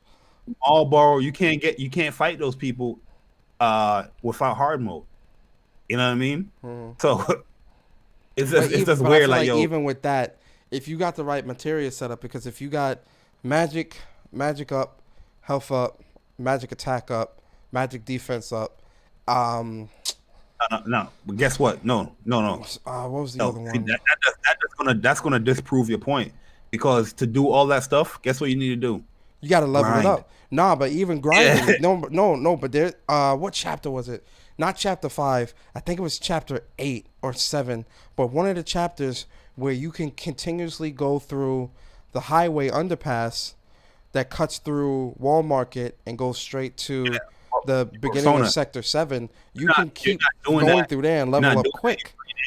You're not doing that in 3 days. Nah, you can. Nah. I've leveled up like a lot of materia in a couple of hours. That underpass, chapter 16. That underpass is quick, me, bro. Doing that and leveling up all the material, you're doing that in 3 days. Bro, that's quick. You can if you put all level 1 materia.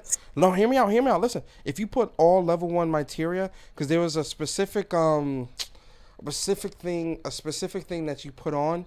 I think you can only put it on Cloud, where it gave you even more XP, or you could put it on all of them, and then you put on the empty level 1 materials. You could level up all the materials up to max. But not in the first playthrough. No, I'm talking about hard mode playthrough. Yeah. But that's what I'm saying. But actually, you're not platinum. You can You can level up.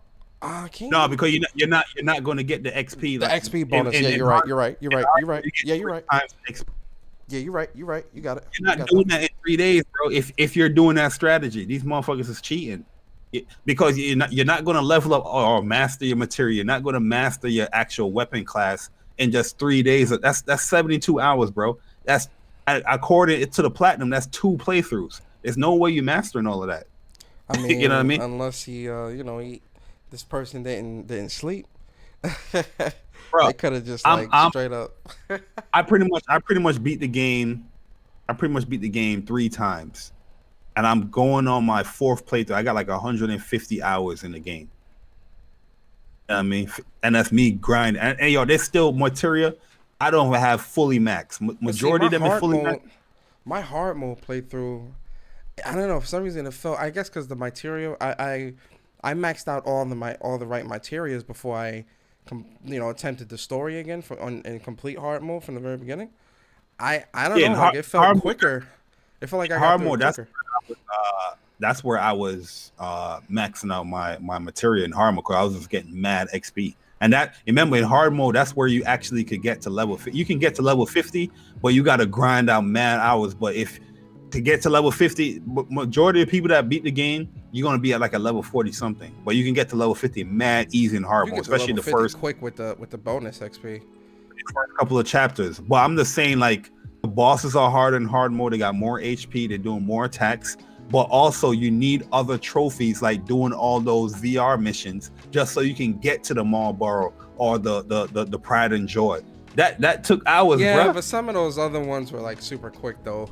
The really tough ones, because with Shiva, all you had to do was put on the armor reflect one and attach ice to it, and any ice abilities she used would heal you, so you could just weld on her. What I'm saying is that took trial and error. That took you. Oh, I'm fighting against Shiva here. Oh, I'm fighting against the Marlboro wasn't that hard either though. Only one that really gave me trouble was Pride and Joy. I'm being honest. Like for me, Marlboro was harder for me than Pride and Joy, because I had my material hooked up to like lightning. Okay. You know what I mean? But I didn't even know that Pride and Joy was going to be the next thing. But Marlboro, he's just more. He's not effective against, like, fire is more effective against him and all that stuff. So you had that set up. Oh, but I'm just saying that I appreciate you coming by. It took trial and error sometimes with some stuff. You don't know unless you're looking at a guide to know who you're going to be fighting against. Then you want to have your setup ready. But it took trial and error to know, like, oh, I'm going to be fighting this here. I'm going to fight this here. Yeah, they have Bahamut and Ifrit the same time. You telling me that these dudes that platinum the game in what, 7 hours? I forgot about Bahamut and Ifrit. They were pretty hard. I ain't gonna lie, especially on hard mode. Yeah, I remember I died twice to these dudes, man. And you had to, and the thing is, when you die, you have to start over. Yo, come on.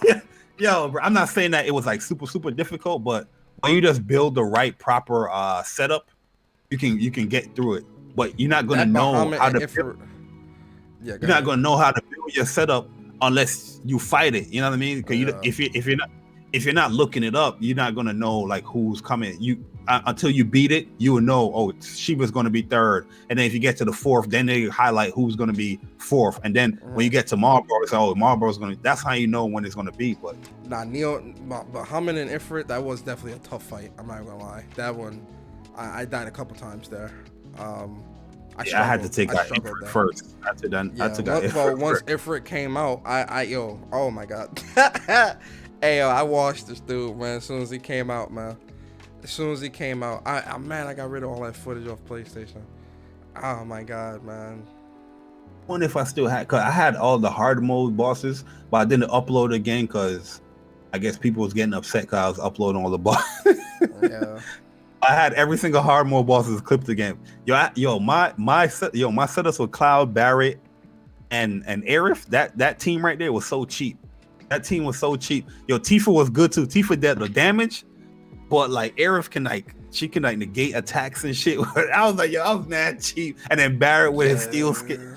I had a cheap ass setup, bro. I was getting the health and MP. It was cheap. Oh, I should go back to that game and look at. I show you my setup. I should fire. Shit, low key, I still got my save in the cloud, man. I go back on there and do them boss sites again, record them shits and post them shits up. I'm on my fourth playthrough of that game, bro. Yeah. I just stopped. I think you know what I mean. Wait for that PS5 and the other games to come up. I love that game to death, man. But yo, man, listen, guys, this was a really good show. I'm glad shout out to Barry coming through, man. Yo, Barry, man, talk to the people, man. Let them know where they can find you, what you got coming up. Twitter. Well, let me ask you this. I'm asking this on stream. You understand?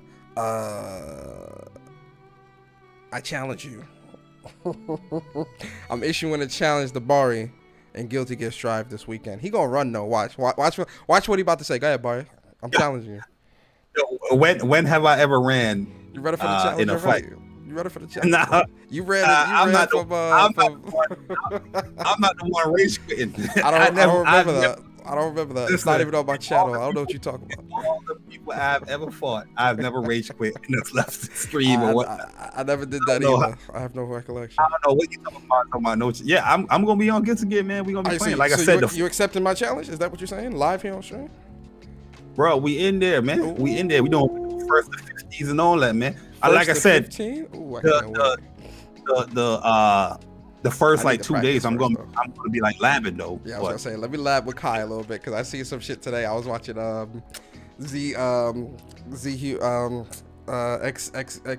Exodus. I forget his name. Yeah, Exodus. I was watching some Kai gameplay today. I was like, oh. He's pretty sick in this game, man. But like I said, that 17th, I'm gonna be labbing. The 18th, like majority. Like the morning, the afternoon, I'm gonna be labbing. Then I'll play some online matches, and then throughout are you live streaming the labbing, or are you gonna just lab?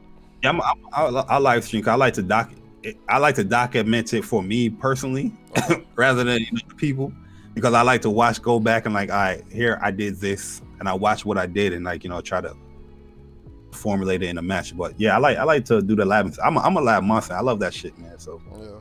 I'll definitely be labbing a lot before I even touch the online because the game is different. There's a lot of things that with Millia is different now. That's not the same with XR. So I got to get that muscle memory. I get the bad habits of thinking this is XR out my mind. Yeah. So I'm gonna be labbing hard, man.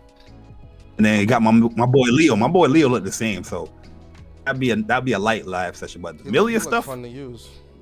Oh yeah, Leo, that's my dude. Yeah, I seen that Nago combo today, man. I have retweeted this shit. Let me see if I can find it real quick. Yeah, Nago, a lot of people playing. He's not that easy though, man. From what I'm hearing, people, a lot of people saying that you got to maintain that blood stuff. It's not easy, but you just got to pick and choose when you want to do your actual, offense. Yo, look at this dude, Nago, bro. Oh my. Yo, his colors. That the blue coat with the gold, that junk fire. Oh yeah. I look at his blood gauge though. Man. Oh, he's gonna cash out here. Oh, this is fire. Yo, man. Sheesh. Yo, man, this dude is. Sheesh. Jesus Christ, man. Oh, that's a good combo. Oh, that's fire. Appreciate you stopping by, Carl, man. Jesus Christ, man, I cannot wait. I ain't gonna lie though, I'm leaning towards Giovanna. I think Giovanna gonna be secondary because I'm not trying to deal with that shit with Nago. I'm gonna try Nago. I'm gonna get him in the lab and see what's up. But Giovanna, she got the sauce, bro. She's looking hella good. Yeah, she do. She looks really good. She looks really, really fun. I'm definitely gonna be labbing like everybody, but I'm just focusing more on like Millia and Leo. Kai is main. Like Giovanna too. Giovanna look fun. Yeah. Where I'll probably like do a live session with her too, and everybody. I'll touch everybody, but majority at the time is going to be Millia. Of course. Yeah, man. Barry going to definitely be live streaming this weekend, guys. Make sure you check him out. Also, What's Up PlayStation Podcast this Saturday morning, 11 a.m. Our special guest this week is going to be Chuck. Reunion. Man, TOA reunion. And listen, guys, y'all don't want to miss that, man, because we all would have had, at least played the game for like 20 hours by then. So it's going to be a lot of fighting game talk. Yo, Sick got banned? Banned from where? From Twitter? I don't know. Did he? I'm looking at his profile. It says this count doesn't exist.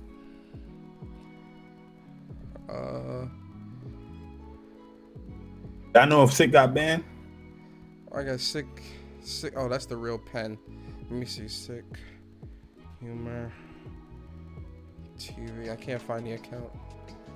Yeah, because they say it doesn't exist. Oh fuck! What? Oh no! You probably report him or something. Yeah, they probably did.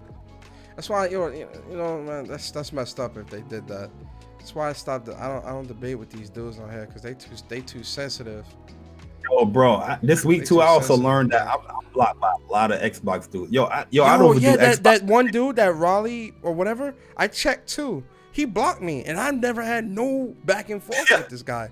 Yo, so many people I don't even know, bro, and I'm just blocked. I'm like, damn, it's crazy. Yeah, a lot of people block me too. I realize, and I keep losing followers, like go up and down. I'm like, yo, what is wrong with y'all? Go up, you gain 6 and then you lose 7. Mm-hmm. you gain 6 more than you lose 4 or 5. Yep. It's crazy. A lot of that's probably like fake accounts anyway. Fake accounts and bots and shit like that. Yeah, man, listen, guys, I really appreciate y'all for coming through, man. Tomorrow, we're going to talk about that war table. We're going to watch that, talk about that. Like I said, March 15th? March 18th. 18? Yeah, March 18th. Sure. But yo, man, listen, I appreciate y'all coming through. Like I said, What's Up PlayStation Podcast this Saturday morning, 11 a.m. I'm also going to be streaming this weekend as well. I'm going to stream Guilty Gear. I'm definitely going to stream some lab and stream. Let me practice a little bit in the lab before I start streaming some lab sessions. Kind of at least want to get. He ain't going to stream. That's telling you right there, he ain't going to stream, guys. He ain't going to stream that. Stream that lab session. That's the fun about it, man. Yo, that one thing I know fighting games, and I've been there because, when I be streaming like Grand Blue or whatever fighting game, people be coming in there. Oh, you're doing this wrong, or this and that is wrong. That's what I don't want to deal with, though. That's why I want to kind of do it. That stuff right there, when you do learn it, you know what I mean, or when you do execute it, it's the most satisfying thing, man. And the person, they probably can't even do the shit that you did. You know what I mean? They can't. You know the backseat gamers. They I don't tell you how to play. I know it's gonna be there. People gonna come in and be like, yo. You know what? Yeah, screw that. I'm definitely gonna be live. I'm streaming the lab sessions. I might take off. What you call it? The learning process. I might take off Friday, so I don't know yet. I gotta see how I feel because I had Monday off because of President's Day. So I don't know. I got Thursday and Friday off. Yeah, Thursday I got off because I'm morning I gotta do some stuff. Mm-hmm. But I got some days, but I'm trying to save the days for spring break in April. Take some days off then and then the summertime. But we'll see. I might take a day Friday. I don't know yet. Plus, I want to take a day for Kina because Kina comes out that Friday, so I'm trying to take that Friday off. So Kina. Yeah, Kina comes out Friday. I mean, not Kina. Kina comes out. Returnal. Sorry, Returnal. April 30th. Yeah, April 30th. So I might take that day as well. I don't know. We'll see. Yeah, that's a Friday. But yeah, I'll definitely be streaming Guilty Gear Lab sessions. Guilty Gear 1st to 20, 1st to 15, whenever with Bari. Definitely stream some matches with Bari. Stream some matches with Chuck. Probably Dre too, if Dre come through and play. It's gonna be fun. So, you know, this weekend's gonna be really fun, so definitely don't miss it. But yeah, man, I appreciate y'all coming through, man. I hope y'all enjoy. If y'all did, like, comment, subscribe, all that good stuff. And yeah, I'll see you guys next time. Y'all